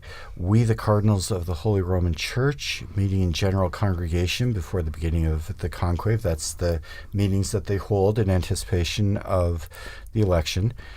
We, the Cardinals, noting with regret that there's been no progress in advancing the peace process in Ukraine, in the Middle East, and in so many other parts of the world. And on the contrary, attacks have intensified, especially against civilian populations. We Cardinals make a heartfelt appeal to all parties involved to reach a permanent ceasefire as soon as possible and to negotiate without preconditions, without further delay, the peace long desired by the peoples involved and by the entire world. And that was certainly a constant theme in Pope Francis' pontificate. Linda, just a moment ago when you were talking about all of those trouble spots throughout the world, all those places of conflict, it sounded just like our former Holy Father, where at his audience he'd constantly go through a litany almost of places that needed our prayers, where we needed peace. And the cardinals conclude their appeal. We invite all the faithful to intensify their supplication to the Lord for a just and lasting peace. Linda, I know you follow closely the Pope's appeals for peace over the years, not just Pope Francis, but also before that. Yes, as you were speaking, my mind immediately went to an interview that our colleague in the Africa English section did immediately after the death of Pope Francis. He interviewed the Bishop of Juba in South Sudan, who said, "We have lost the only advocate we have on this world scenario. We have lost the only voice who brings our suffering to the international community whenever he can. You know, it's a huge, huge void. Who is going to speak for us?" One of the historical titles is Pontifex Maximus, right? The Pope is meant to be the chief bridge builder, and the papacy has a unique spot on the world stage to be able to do that with its diplomatic corps, with its experience in this area. And I think back, Francis stands in a long line of popes who have been dedicated single-mindedly to peace. I think Benedict, one of the reasons Benedict chose that the name was Benedict XV, the great Pope of Peace in World War I. And I think of all of the appeals that Pius XII made during the devastation of World War II. And so the papacy is a beacon and needs to continue to be a beacon for these peacemaking movements in the world. Coming back to South Sudan again, yes, popes have traditionally been peacemakers, people appealing for peace, but I think one of Francis's great strengths, of course, was his gestures, his ability to speak through gestures. And thinking of South Sudan, another thing that really comes to mind was the time that he met with the South Sudanese leaders, the president and the vice president, who were at loggerheads with each other. The conflict had been dragging on. He invited them to the Vatican for that session with the Archbishop of Canterbury and the moderator of the Church of Scotland. And I'm sure you've all seen the pictures where he gets down on his knees with great difficulty, and he gets down on his knees to kiss the shoes of these leaders in an extraordinary symbolic gesture of humility, to say to these leaders, these military leaders, stop the fighting. You've been elected to serve your people. And these are the gestures that I think sadly hasn't seemed to have been able to put an end to the war in that country, but very, very poignant and powerful gestures which will remain with us. And let's remember all the times the popes have gone to the United Nations. We'll never forget Jamais plus la guerre, Pope Paul VI, and then Pope John Paul II, and Pope Francis. They have all been to that incredible forum of nations, that family of nations, to say, stop fighting, listen to the voice of the people. And as Pope Francis very famously wrote in his encyclical Laudato Si, heed the cry of the earth, heed the cry of the poor. It's an incredibly important role.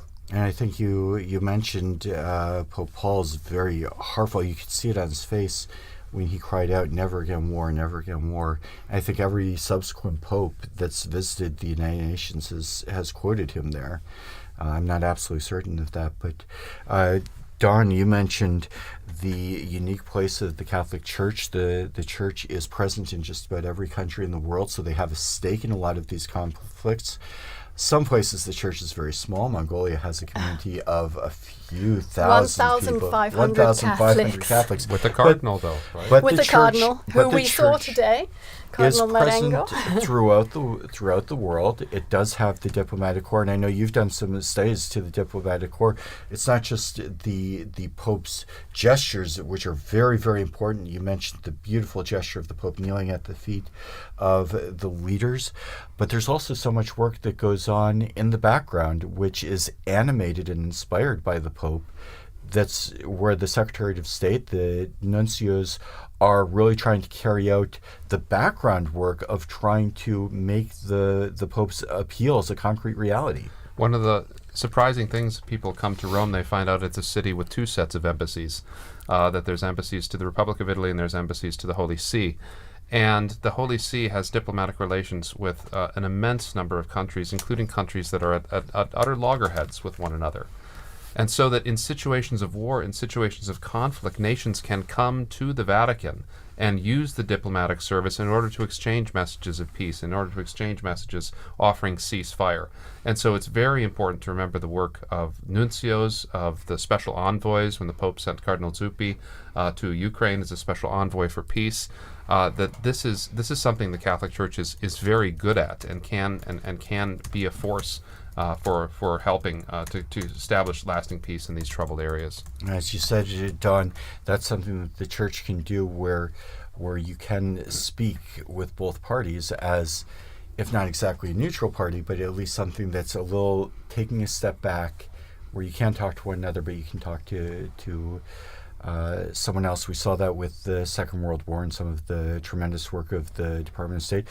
We also have seen with the Secretary of State, one of the big issues is the plight of displaced persons. And that was a big work of Vatican Radio in its early history.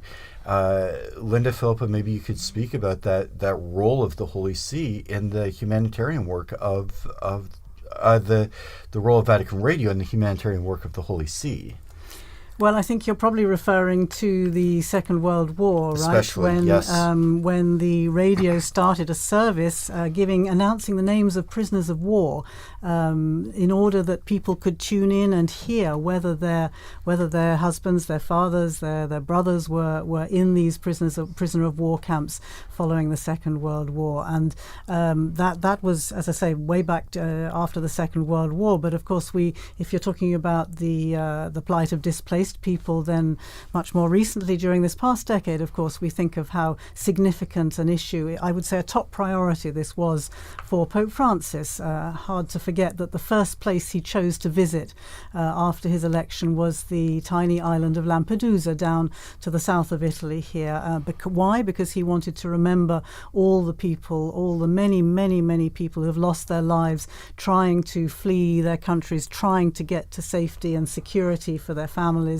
and losing their lives in the Mediterranean in these terrible flimsy boats that just capsize. And so these kind of, again, the image of him throwing that those flowers into the wreaths of flowers into the sea from the boat to remember the people who'd lost their lives there, and then speaking with other migrants who had successfully arrived in Lampedusa on that first visit. It was a theme that he started out that way, and he continued to do that all the way through his pontificate, to remember migrants and refugees and people seeking peace, seeking safety, seeking decent standards of living. It really was a top priority for him, I think.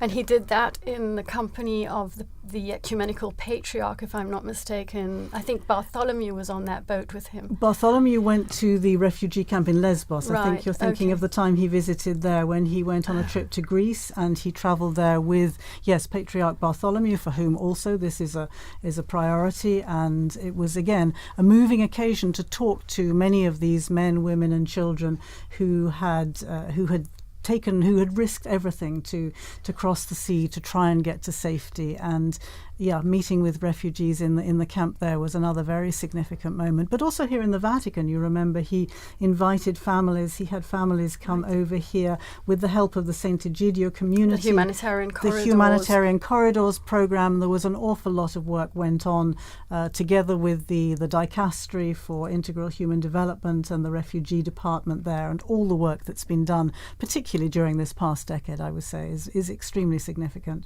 Meanwhile, I'm seeing here on the chat that's adjourning us is that the people in the square are clapping their hands in an attempt to get the cardinals to hurry up with the voting process. We're going to have an Urban VI situation. They've been in there for a couple of hours now, haven't they? They have been, they've been waiting out there. Maybe we can take a short musical break. Mm-hmm.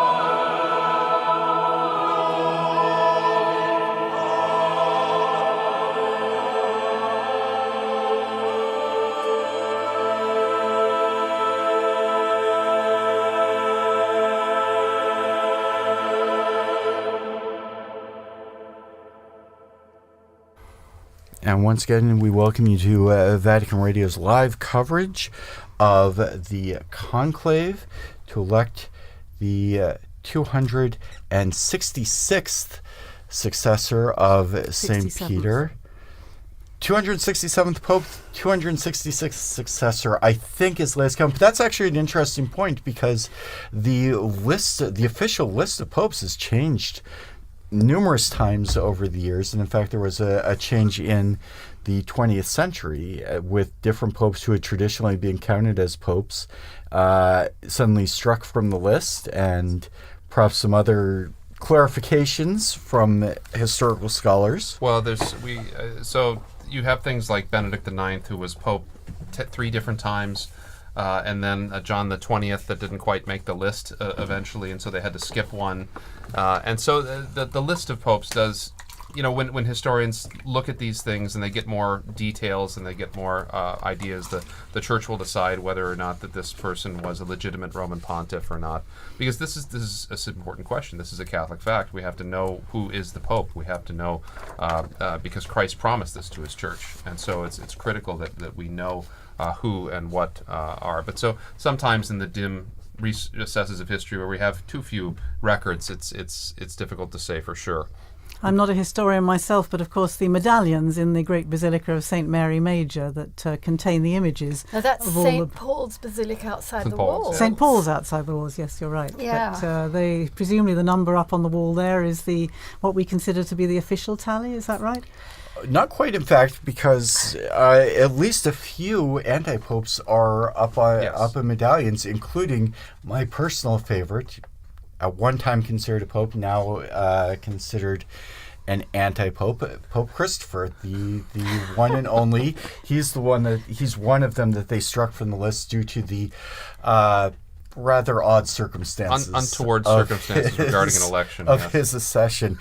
Meanwhile, if you are just joining us, we are entering the third hour of our coverage of the conclave. We are anxiously awaiting smoke to appear from the chimney in above the Sistine Chapel. That's still not happening. As we heard just a little while ago, the crowds that have now gathered in St. Peter's Square are getting a little enthusiastic in their expectation of the Pope. As we do enter our third hour, I would like once again to thank our television and radio partners, including EWTN TV, Catholic Faith Network in America, Shalom World Television Network USA, At Madarshan TV, Catholic TV, Mada TV India, and Uganda Catholic Television, UCTV, as well as radio partners Luminous Radio and Radio Katipunan in the Philippines. I'm here with Linda Bordoni, our very learned guests, Philippa Hitchin and Don Prudlow.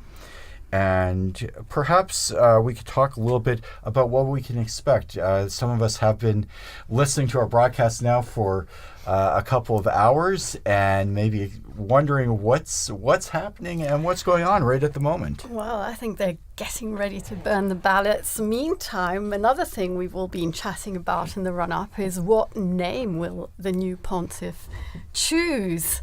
Because it's a long-standing tradition that the name, the baptismal name, is changed, but it hasn't always been so, if I'm not mistaken.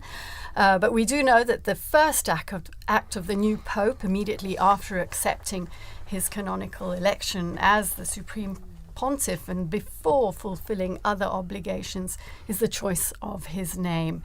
And this name is announced famously on the loggia by the Cardinal Protodeacon after the famous formula Habemus Papam, followed by the Pope's baptismal name in Latin. So Francis was the first Francis. I remember we were going, we're going to call him Francis the First, and we were told, no, it's just Francis. He is the first. But it's an old custom that apparently emerged as early as the first millennium of Christianity. And I'm reading here, Professor, because it's 1,500 years old, so it is a pretty well-established custom. And can you tell us anything about the popularity of certain names, why they became so much more popular than others, why Francis perhaps was never chosen until this last pontificate? Well, there have been a series of quite traditional names. I mean, there's a good list with 266 popes to choose from. There's good, and it ties people back into continuity with the past. Benedict, naming himself after Saint Benedict, and after Pope Benedict XV, the Pope of Peace. I tend to think Pope Benedict XIV, the great scholar pope as well, that he tied himself to. But and then you had the innovation of John Paul, right, having the two papal names. And he will be, if there ever is another Francis, he will have to be Francis I. I mean, he doesn't have any choice. He will be Francis I. He will have to be Francis. If there's a Francis II, there's going to have to be. He'd have to be retroactively promoted to Francis I. But this is a great moment because it's the first time that we can get an insight into the mind of the new pope when they have this name. So, for instance, if, as a lot of people think, the new pope may choose the name Leo, we know that that's probably in line with Leo's great work with social justice, with Catholic social teaching, but also, hopefully, Leo's great work with Catholic academics as well. But how many Leos have there been? Well, he would be Leo the 14th. Okay. So there would be Leo the 14th. But the John, John would be a popular one. Paul would be a popular one, or John Paul III even. But all of those will have nuances, right? They'll all have meanings that the Pope will be able to tell us, and we won't be able to exhaust them. I mean, they're suggestive, right? We'll see. Well, that's an interesting name that. And the commentators will be out in force to explain exactly why the Pope chose that particular name. We've seen there's certainly a tradition of choosing names from immediate or close predecessors. There has been, and Benedict sort of broke that, and that was interesting. And I think that's because we had John Paul and then John Paul. I think that was good to break off from that a little bit. But you're right, they go up and down in popularity. I doubt that we'll get a Sixtus VI. I think that we may have ended that line. That probably won't make it. We haven't had many Pauls. We haven't had many Pauls, right? There's been a lot more Johns than Pauls.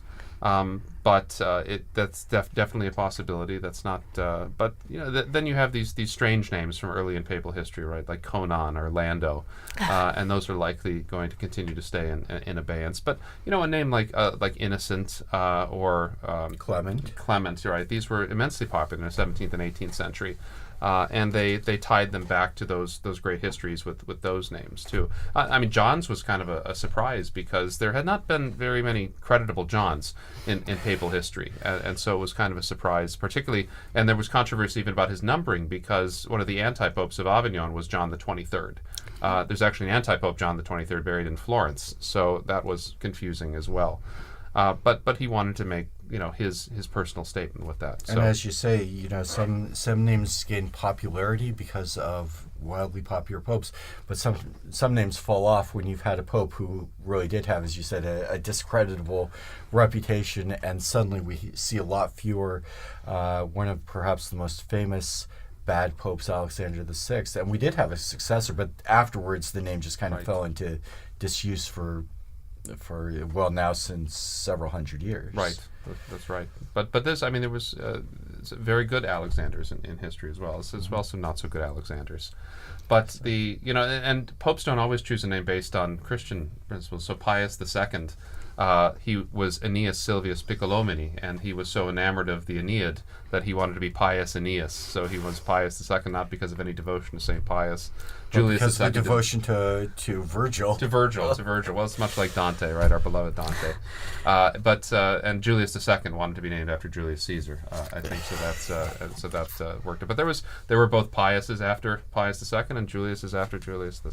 So having had so many Italian popes, of course, throughout history, all selecting from perhaps what you're talking about, some of the traditional names. I'm wondering what a difference it might make having cardinals from these 70 different countries, and if perhaps we should have a pope from Africa or Asia or again Latin America, wondering what difference that might make in the selection of a name.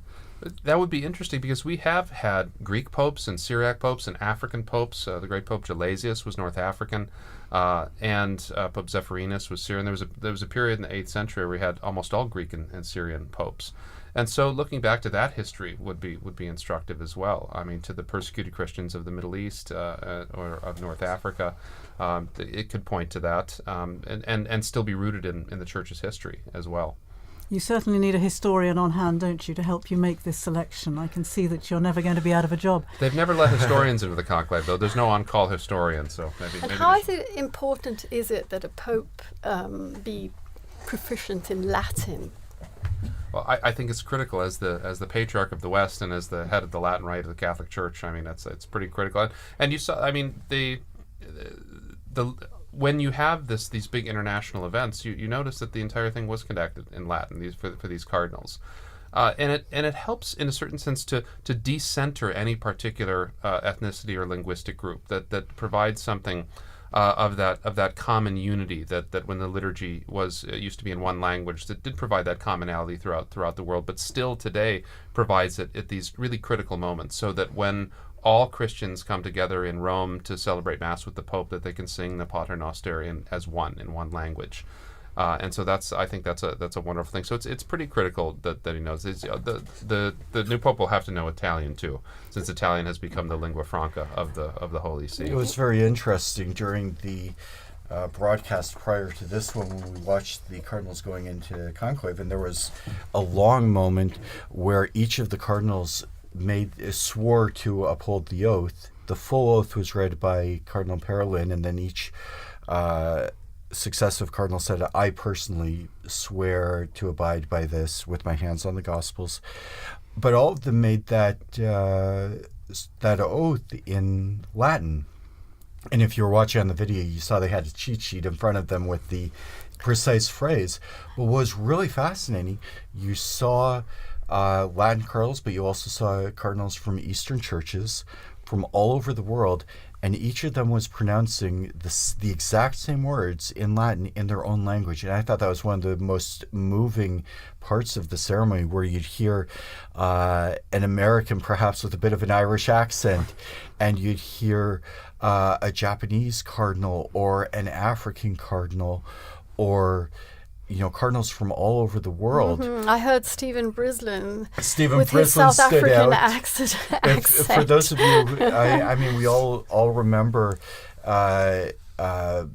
Pope Benedict pronouncing his Latin with a very strong German accent, which I found very endearing. So it really does offer a kind of point of unity where it's not a living language that's going to be privileged, but it's a language that everybody can kind of have a share in.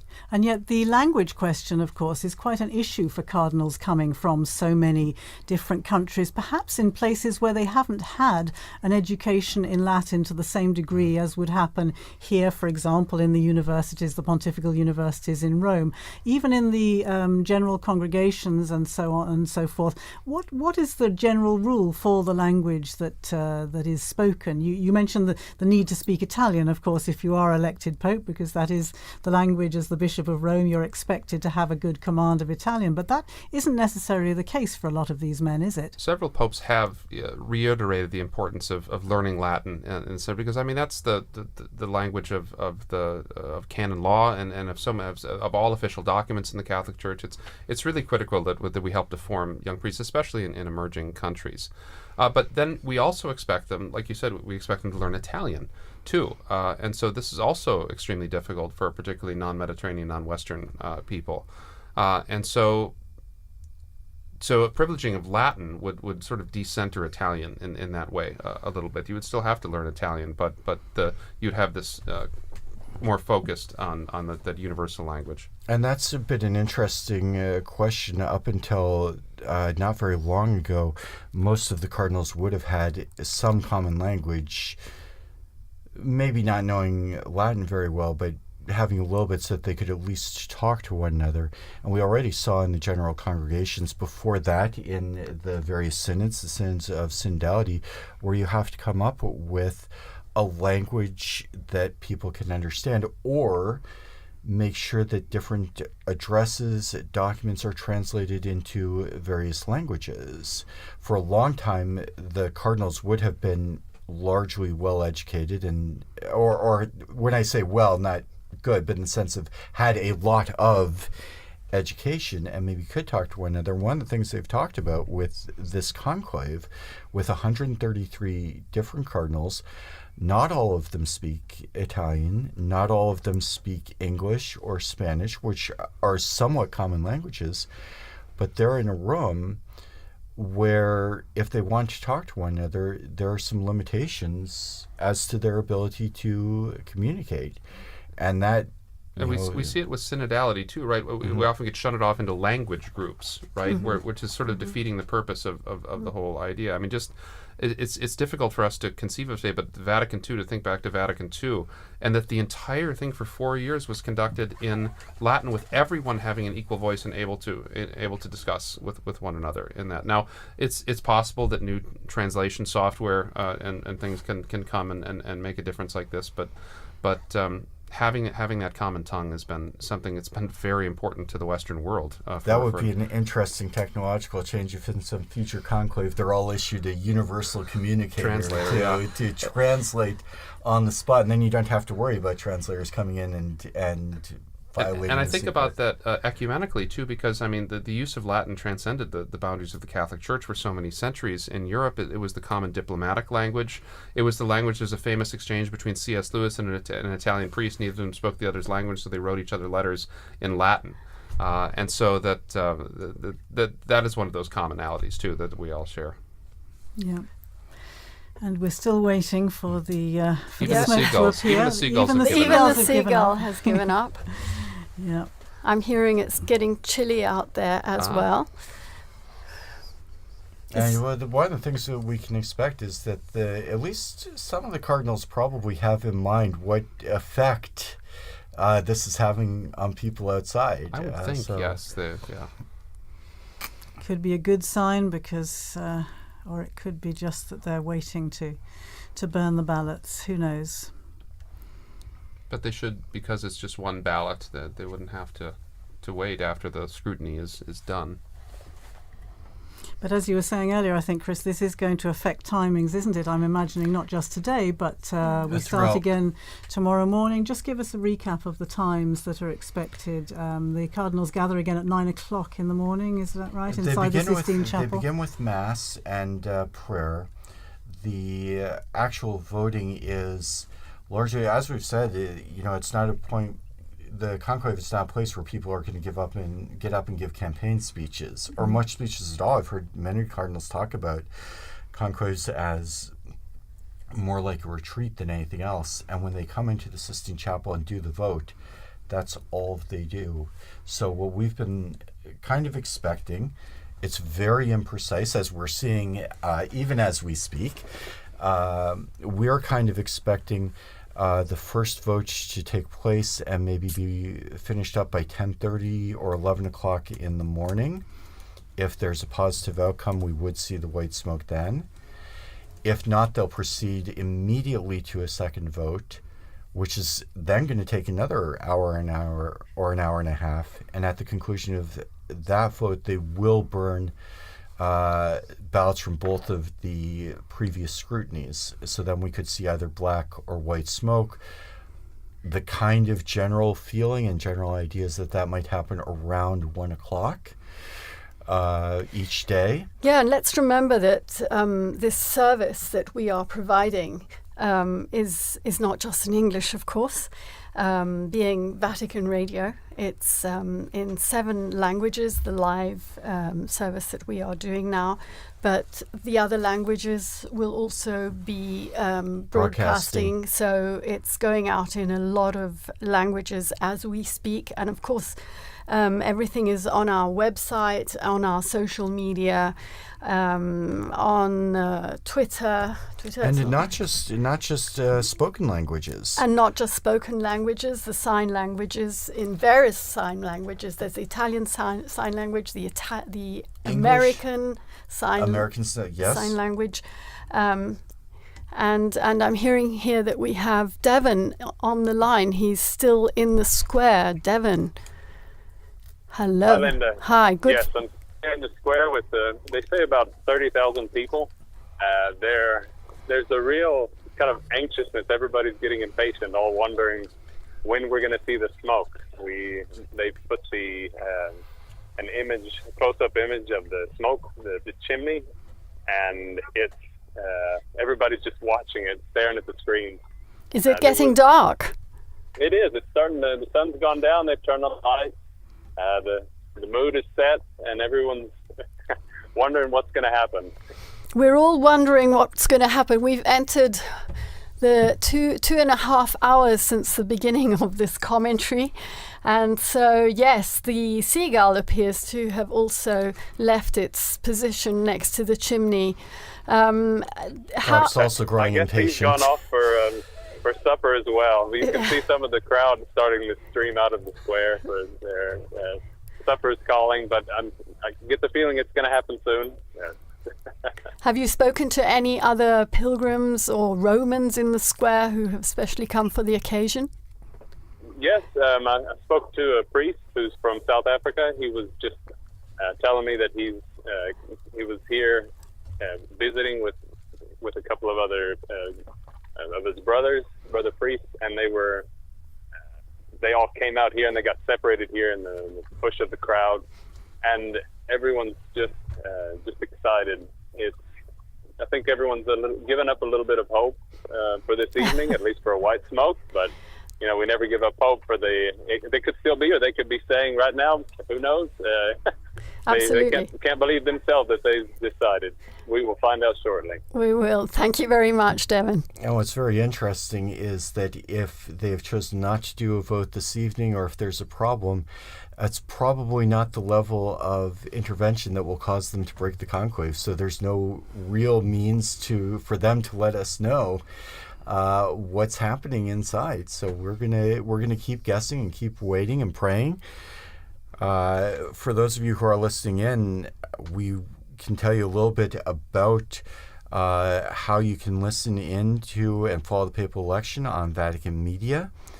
As we mentioned, we followed the Mass for the election of a Roman Pontiff earlier this morning. You can learn some more about that on our website. If you're watching on TV, you see our famous seagull has returned, at least one of them.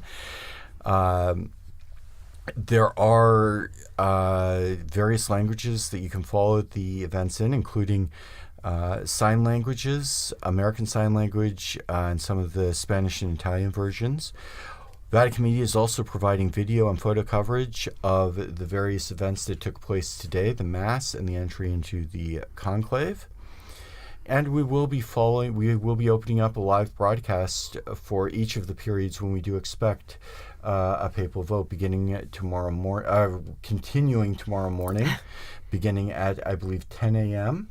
I think the broadcast goes live at 10:30 a.m. 10:30 a.m. That's right. And you can go to our Vatican website to find all of the broadcast times. And we do really hope you will join us. We do invite you as well to visit our social media pages, including Facebook, X, Instagram, and YouTube, where you can follow along and see everything that's happening, or in this case, not happening this evening, as we wait for the sign that a scrutiny has taken place. You're talking about social media, you're talking about the radio broadcasts. Of course, the Osservatore Romano, the Vatican newspaper, is also waiting anxiously for the results of this papal election. If I remember rightly, they produce a special edition, remember rightly. Yes. And almost as soon as the announcement is made on the balcony, the presses start rolling, or at least the copy editors start putting out this edition so that it can be distributed free, I think, in St. Peter's Square to people as soon after the event. As was the one that marked the passing of Pope Francis. Meanwhile, they tell me we have someone else in the square. It's Sister Nina Krapic. She works here at the Dicastery for Communications. She is a communications expert. Nina, hello. Hello, Linda. Hi to all of our listeners and everyone who's following us live now. I am at St. Peter's Square, just here in front of St. Peter's Basilica, and the atmosphere is pretty incredible. I'm not sure have I ever seen this many people from this perspective. It's incredible because nobody is moving for an hour and a half as long as we're standing here. It's really incredible. It's your first conclave, isn't it, Nina? Yes, it's my first time. It's the first time that I'm going to see the smoke coming out from this chimney live. Of course, been seeing it on TV before, but this is something different. Yeah. You are an expert in communications, but not only in social media communications. How do you think Generation X, the millennials, are following this conclave? Sorry, you didn't hear how do you think the last part of the question? I was speaking about social media, which is very much your field, and getting the message out to the younger generations. How are they following this conclave? What kind of interest have you been perceiving from them? You are very young yourself, Nina. Yeah, absolutely. Everything is now on social media. Social media is the main source of the news for them, and also on everything, but also on this conclave. Actually, now, as I was standing here, I've seen so many influencers here, consecrated influencers and lay influencers, and they are reporting on this live on social media. So I think they're covered pretty good this time about the conclave. And of course, I mean, the pop culture, it stole the movies and everything that came out lately. So I think maybe, research should be done, but this is probably the first time that even young people are very informed on the conclave, on the process of conclave, because everything is so accessible now. Well, you know how we knew that you were there, Nina? Leo, my son Leo, saw you on Instagram in the square. Of course, because of course I posted something. We were all making videos here and just moving around here because it's pretty incredible, because we all expected it around 7, and so I'm listening to people around and they're like, "Should we go?" Right. Knows if the chimney's broken. No. So actually, no one is moving, and we're just looking at that chimney. And my friend said, "Now, are you aware, Nina, that we're looking at a chimney for an hour and a half?" Like, yeah. A chimney and a seagull, yes. Yeah. So, yeah, pretty incredible. Thank you, and Nina. We hope it's an answer. Yeah. Yes. Thank you, and we'll be speaking to you again. Yeah, absolutely. Of course. Okay. Thank you for telling me. Thank you. Bye-bye. Bye-bye. Bye-bye. Bye-bye. So that was Nina Krapic. She knows all about influencers and the dicastery that has understood very profoundly that it has to move with the times if it wants to keep up with the world, and has brought her in to study the role of influencers in communication and to talk to gatherings. She goes to speak at conferences about the church and communications with a very new voice. You need a dicastery of influencing. Interesting, though, that what we think of as the generation that likes everything instantly, that people should be standing there for an hour and a half, 2.5 hours now, watching a chimney without anything happening at all. So quite a turnout for the books, and interesting to see the reaction. Will people not be so interested over the coming days, or will that simply increase the tension and increase the interest? We'll have to see tomorrow what happens. Francesca's telling me the numbers have gone up. There are 45,000 people in the square at 20:35. That's 25 to 9 local time here in Rome. Well, it's still mercifully before Italian dinner time, but it's well past American dinner time.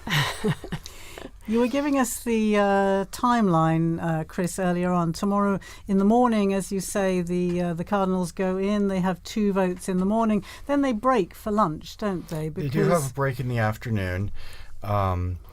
they will, after the second vote, if a first vote is not conclusive, they'll go immediately to the second vote. Then they do have some time. They'll have their lunch. There will be more prayers. Of course, each session of the voting in the Sistine Chapel is marked by prayer, especially to the Holy Spirit. We can take a look at some of the prayers that we saw today for the opening of the conclave. And then the expectation is, Don was just talking about Roman meal times, but time for a long lunch or a nap, and then they'll be back in the Sistine Chapel. Always in the seclusion of Santa Marta. Always in the seclusion of Santa Marta. I was struck, we've mentioned a couple of times, the movie The Conclave, and we've all seen various parts of the conclave, and I noticed a lot of the sets bear zero resemblance whatsoever to the places they're purporting to be. But going back to the schedule, we will have, or expect to have, a vote in the afternoon. That's what's provided for in Universi Dominici Gregis. We'll begin coverage around 4 in the afternoon Rome time. And if there is a successful vote, we'll see the white smoke. Otherwise, we'll have to wait for a few more hours, and possibly the first smoke we might see in the afternoon in coming days might be around 5:30 or 6. Later, if it does go to a second ballot, we will see smoke of some sort, hopefully, around 7 or 7:30 is the expectation. But as we talked about, there was... I'm getting news about that. Apparently the last time there was not a vote, so there was no smoke during the session, was in 1941. But they're also pointing there wouldn't out... have been, right? Because there wasn't a conclave that year. Ooh, wow. So that was to be expected. So that was not a good information I get here. Because they also point out there were far fewer cardinals in that conclave, but as you say, no conclave in 1941. Maybe they meant 1939. We'll have to check that. Check on that again. And still nothing. It still looks quite light out there. And of course, the cameras are pointing out towards the west, so the last shreds of daylight will be seen from the perspective that we're looking at the chimney. Whereas for those in the square, if they turn around and look out to the east, they'll see that the light is dying out. We can see out the window here, skies growing pretty dark in the other direction, and we might have a situation where it does become difficult to see the smoke or tell what color it is. In which case we would be waiting for the bells again, as we were mentioning earlier, if it's a successful vote. Otherwise, people will be craning their necks to see what they can see from the square. But meanwhile, it might be a good opportunity to talk about one of the unique features of this conclave. For, as we've mentioned earlier, there are 133 cardinals who entered into the conclave. That's the largest number of cardinals ever. And there was actually a little bit of a discrepancy in the law and the procedures governing the conclave, because Paul VI in 1975 had introduced a rule that the maximum number of Cardinal Electors would not be more than 120. Don, maybe you could tell us a little bit about the history of the numbers of electors. Maybe even going back a little further, the question of who would be made an elector was a very contentious issue, and when popes would make new cardinals to influence perhaps the conclaves, this was a big point of contention with the college at times. Yes, absolutely. So the origins of as you know, there are 3 levels of cardinals. There's cardinal bishops, there's cardinal priests, and cardinal deacons. And originally, there are 6 cardinal bishops of the Suburbicarian sees. He's like Frascati and Ostia. Ostia is the senior bishop on the see. There were 35 cardinal priests. The cardinal priests were drawn from the original tituli, the early parishes of the city of Rome. And so we can see before even the year 500 the lists of the original parishes, and they would be given the title to these parishes. And there were 14 cardinal deacons. The city was divided into 14 different districts based on the needs of the faithful. And so as time went on, this number was fixed at 70. But during the early modern period, the church had grown so much and worldwide that 70 wasn't enough to give a decent representation for the church anymore. And so during the after Vatican II, the number was increased to 120, and this allowed for a much wider representation of cardinals from throughout the world. And the discrepancy came because popes wanted to make more appointments, because you have cardinals aging out all the time. They're always, every month or two you have another cardinal that doesn't get to vote anymore. And it's not just Francis that exceeded the number. Benedict and John Paul also exceeded the number. They just did not have a conclave during the period when the number was exceeded. And so clearly it's the manifest will of the supreme legislator, from the three last popes, that if there were to be a conclave, it would be all the eligible electors. So the cardinals a couple days ago made a decision saying that this was the manifest will of the elector. All cardinals under 80 who are in Rome and can participate can vote. Joining us now in studio, we have Joseph Tulloch, our very own Joseph Tulloch from the English section. We were mentioning the Mass this morning. Joseph was actually one of the readers at that Mass, as he read the other day at the after the funeral Mass in suffrage for Pope Francis. Joe, you were standing out there in that square filled with tens of thousands of people. First of all, would you like to tell us what that felt like and how you lived this experience? Yeah, sure. Hi, everyone. I'm Joe. I'm part of the English team here at Vatican News. And what Linda's talking about there is... So I was reading this morning, but before that I had the chance to read at the second, what they call Novem Diales Mass, so the second Mass basically in memory of Pope Francis. It was really nice. It was a really great opportunity to say goodbye to the Pope. That was right after the death, and we were still really, really missing him. So that was a really great opportunity. It was about 200,000 people showed up for that Mass. I think some of them had been planning to come. There was supposed to be the canonization of Carlo Acutis on that day, and so there was lots of young people who were already going to be in Rome. But what was nice was they were clearly happy to be there for the Mass that they had to go to instead, which was the second memorial Mass for the Pope. There's lots of cheering. They really... there was really... Sorry, I thought I saw a flash of smoke there, but it was just a seagull's wing, I think. Right. Very disappointing. So that was a really great opportunity. And then this morning too, that was the Missa pro Eligendo, so the Mass for the election of the Pope, and it's basically this opportunity for the cardinals to come together, and together with the people of God, lots of ordinary Catholics and perhaps some non-Catholics gathered in the Basilica with them to pray and to invoke the Holy Spirit on this conclave process. So really nice. I did, to be honest, when I've been here now at Vatican News for about 2.5 years, and I always imagined that the conclave would be this period where I'd be doing so much journalism and going around and reporting on everything, and in the end I've just read a lot of Masses. But that's nice as well, and I've really... You've been working hard as well, writing that's true as well. And what reading did you do this morning? So it was a reading, putting me on the spot, it was from, I think, the prophet Isaiah, and really nice reading about, I think it's the one that has... The Spirit of the Lord is upon me. He has appointed me to preach the good word to the poor, something like that. So the kind of a reading coming out of this prophetic tradition in the Old Testament.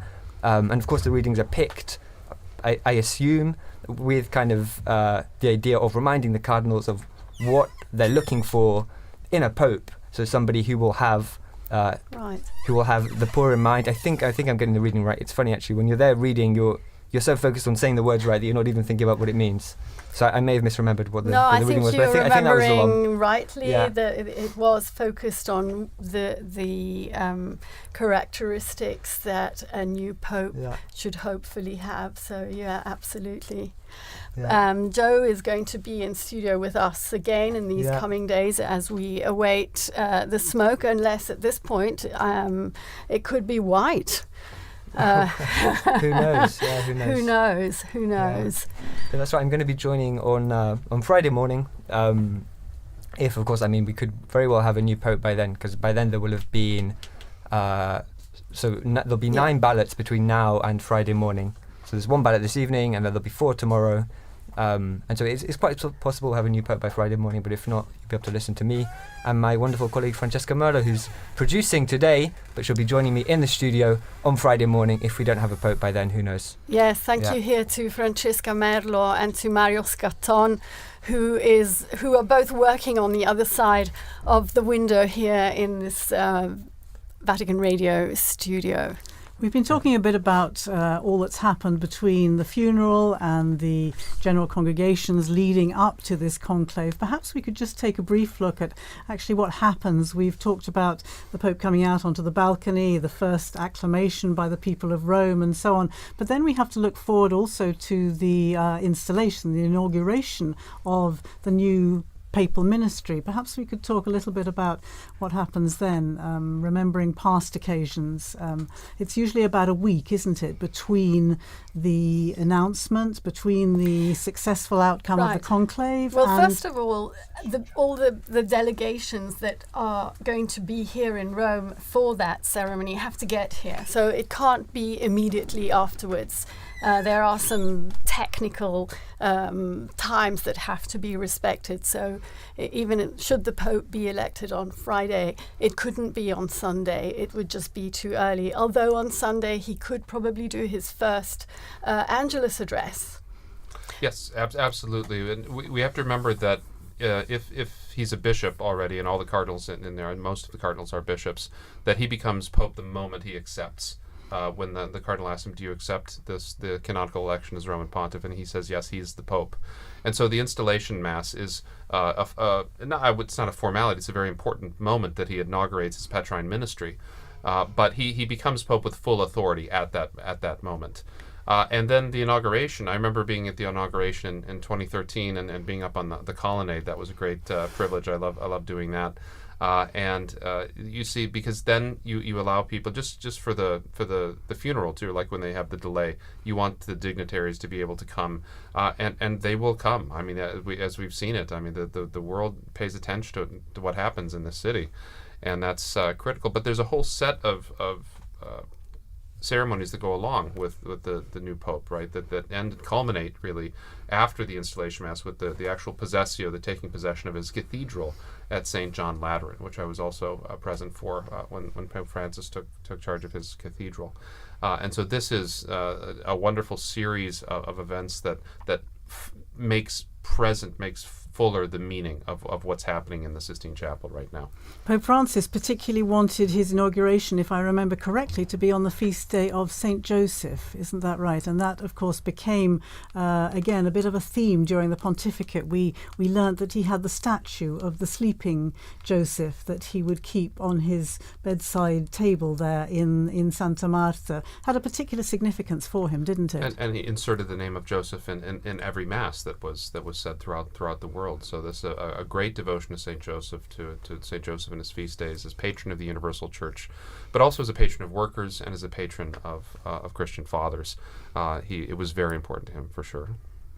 The thing I remember particularly about the installation of Francis, of course, was that it was only 3 days apart from the Archbishop of Canterbury. And because I was covering ecumenical affairs, I wanted to be in both places. And fortunately, because there was that little time gap, it could have been on the same day. But actually, in the end, I was able to be here in Rome for the papal inaugural mass, the papal installation, and then get to Canterbury as well for the Archbishop of Canterbury's taking the beginning of his ministry there in Canterbury Cathedral. And there was a nice, when Francis died, there was a nice little tribute from Justin Welby, no longer, of course, the Archbishop of Canterbury, but there was a nice tribute in which he talks about his first meeting with Pope Francis, and he was ushered into these, extraordinarily elaborate and baroque surroundings in the Apostolic Palace, and feeling a little bit intimidated anyway, and he sits down and the Pope begins by saying,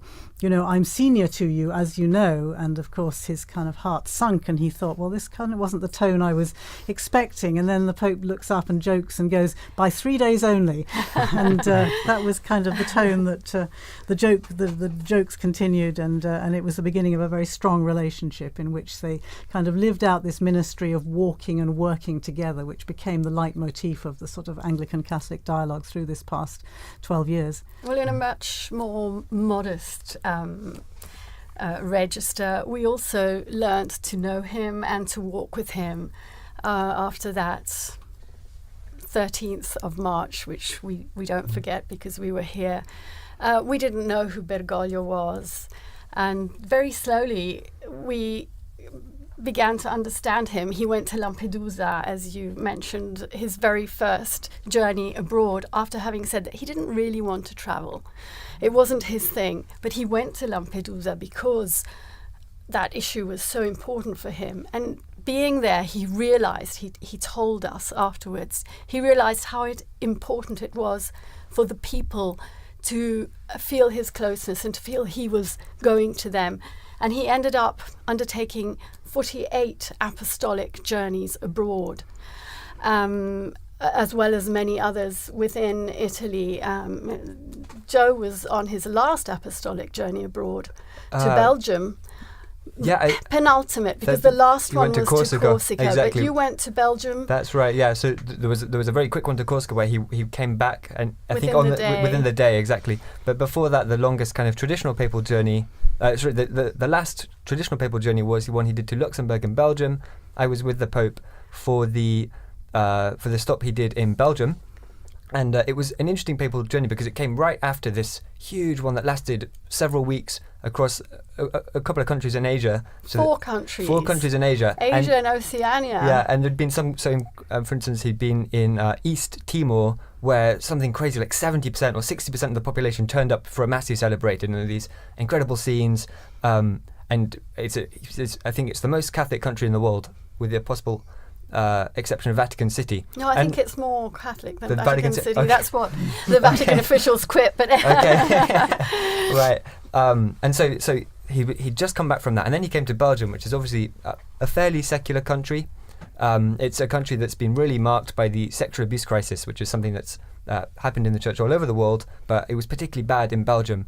And so it's a country where there's also, on a level, there's some also distrust, I think you can say, towards the church. And so it was a very interesting papal journey for that reason. The Pope did a couple of things. So he met with survivors of sexual abuse, and that was a closed-door meeting, so there were no journalists there. We don't know exactly what was said, but there were some interviews afterwards with some of the survivors who said that he really listened to them and they felt moved by that. And he also visited some universities. So Belgium is home to 2 famous Catholic universities. I'm going to butcher the pronunciation. One is, I think, Leuven, and one is Louvain. And one is Dutch-speaking or Flemish-speaking, the other one is French-speaking. And they're 2 very historic, very prestigious Catholic universities, and the Pope visited both of them. There was, if I remember rightly, there was at Leuven, the Flemish Dutch-speaking one. He kind of had an exchange with the professors, and then what was interesting was afterwards when he came to Louvain, it was more a dialogue with the students.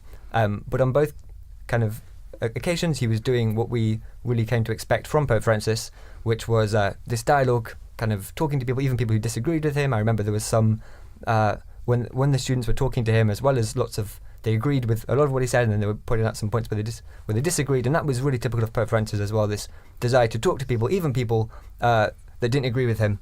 Absolutely. And so it was kind of it was a classic Francis trip in that way. I was speaking to the international director of the Jesuit Refugee Service just slightly after his death, and he said very much what you have been saying. He would sit down and enter into dialogue with the person he had before him, and it was never a problem to disagree or to listen to a differing perspective. In fact, he was interested in doing exactly that. Yeah. Certainly the fact of his meeting with Jesuits wherever he travelled in any of the journeys around the world became a particular hallmark, didn't it, of these trips, and I think a particularly important moment for the Jesuit community throughout the world. I'm wondering, Don, if you can tell us anything about the frequencies of popes belonging to particular orders as opposed to those who don't. I mean, it's not terribly common. We remember it was almost a shock when Jorge Bergoglio was a Jesuit, right? It was kind of popularly thought that a Jesuit would never become pope. So that was very shocking. There have been several popes from religious orders. From the Franciscans and Dominicans, each have a handful of popes. None since the 18th century, late 18th century. There have been some monk popes, particularly during the period of the monastic revival in the 11th century. But by and large, they have been taken, a lot of them, from the secular clergy. That's been mainly, and they've kind of gone back and forth between the diplomatic corps and between canon lawyers and theologians, and that's been pretty much the case. There hasn't been too much of a, while there is always, I would say, about 15% of representation in the College of Cardinals come from religious orders. They do not often get elected to the papacy. And I don't think it's any particular animus against. It maybe historically have been against Jesuits, but that's not. But I'm talking back from the very foundation of the order. But it's really something that the person has to fit the job too. And very often religious orders are focused on a ministry. They're focused on a particular specialty. And the pastor, the secular priest, the bishop has got to be all things to all people. And that often is better training for the kind of things you'll encounter in the papacy than other forms of religious living. And I'm wondering, is that 15% roughly the same today with the cardinals who are gathered behind the walls of the Sistine Chapel? I'd have to look. I could make a count, but I would suggest it's roughly 15 to 20%. And so after the Pope died, I saw a couple of headlines saying something along the lines of Pope Francis never stopped being a Jesuit. And this idea that as you were saying there, that each of these orders has their own charism and they really mark the members of those orders. I don't know if you have any thoughts about the ways in which Pope Francis never stopped being a Jesuit, the ways in which his Jesuit formation really shaped him and became the Pope that we all knew. I think the Jesuit formation creates such strong individuals. They are able to. I mean, think of the great Jesuit missionaries that are able to operate. They're meant from the very foundation not to live in a religious community, right? I mean, they're meant to be able to be sort of sole proprietors sometimes when they need to be, and so go off like Francis Xavier around the world by themselves, never see another Jesuit for years and years and years. And I think that kind of style, that kind of particularly the Jesuit emphasis on obedience and on sort of the voluntas of the superior was very much in evidence in ways that you might not see from a Dominican perspective as well. So I think that strongly individualistic way of doing things. I don't mean individualism in a bad sense. I mean a strong, well-formed person that is able to act and knows their mind and acts in that way. And Jesuit formation is really effective at creating that. And so I think we saw some of those aspects coming out in his papacy for sure.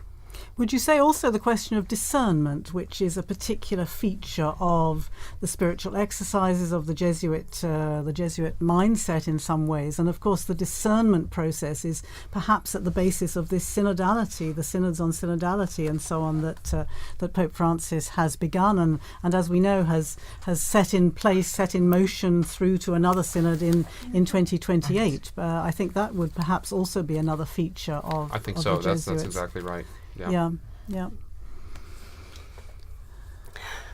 I'd like to remember Pope Francis's last gift, which was a Pope Mobile that has been readapted, thank you, Philippa, into a health clinic for the people of Gaza. I think that is such a significant and powerful gesture, reminding the world of those most in need. And it came, of course, following the phone calls that he traditionally made so regularly to the parish, the Holy Family Parish in Gaza, which I think you visited. I was able to do so when I went there when you went. To the Holy Land some years ago, and was able to go to Gaza with the previous parish priest, and you know how significant it is, how important it is in any situation of conflict like that to know that the world has not forgotten you, to know that people are praying for you, that people are praying for peace. And clearly those phone calls that Pope Francis insisted on making right up until even the previous weekend. From the hospital, when he was in the hospital, when he could, he would call Padre Romanelli and just ask them what they'd had for dinner. Smoke. We have smoke. We do have smoke. Do we have coming smoke? out of that chimney, but it's definitely black. Definitely black smoke. It's 21 hours. It's 9 o'clock in the evening here in Rome. And that is, They took their time with it. They took their time. They had a good think. They listened to a meditation by the papal preacher, which probably took time as well. Definitely black smoke there, I would say.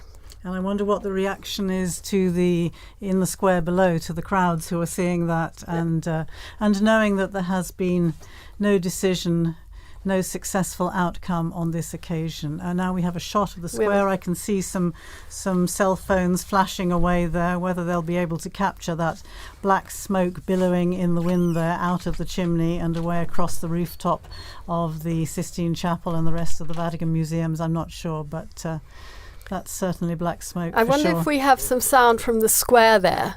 Do we have squares? No, we don't. They tell us we don't. But we can see. Here we are.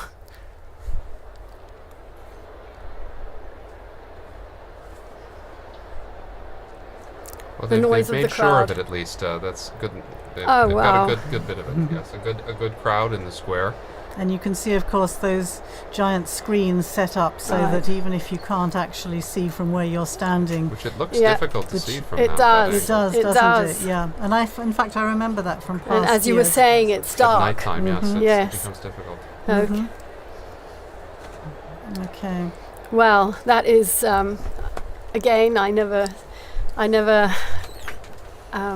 fail to be moved by the sight of our most beautiful city, the Bernini Colonnade, St. Peter's illuminated, that night sky. It could have rained today, but it didn't, which was also a blessing for many. Good weather for the rest of the week. So. There you are. And you can see if you're watching on the television screen, it is now completely dark in Rome. The lights are on, the new illumination of the dome of St. Peter's. And the crowd, I think, is very relieved to see smoke and very definite black smoke. I think there's no question from the very beginning. But I want to say thanks to Joseph Tulloch for joining us there. He disappeared out of the studio. And thanks again to Joseph for relaying his experiences. And thanks to our team in studio. I can see people making their way. Yes, people are moving swiftly out of the square. definitely past dinner time here in Rome. But and I'll tell you, it's going to be tough to find a restaurant anywhere near St. Peter's this evening. Yes. But do keep following us here on Vatican Media, Vatican News. We'll start tomorrow again at 10:30. Is that right? Rome time? You are a guest tomorrow morning again, yes. and with Christopher Wells here in studio.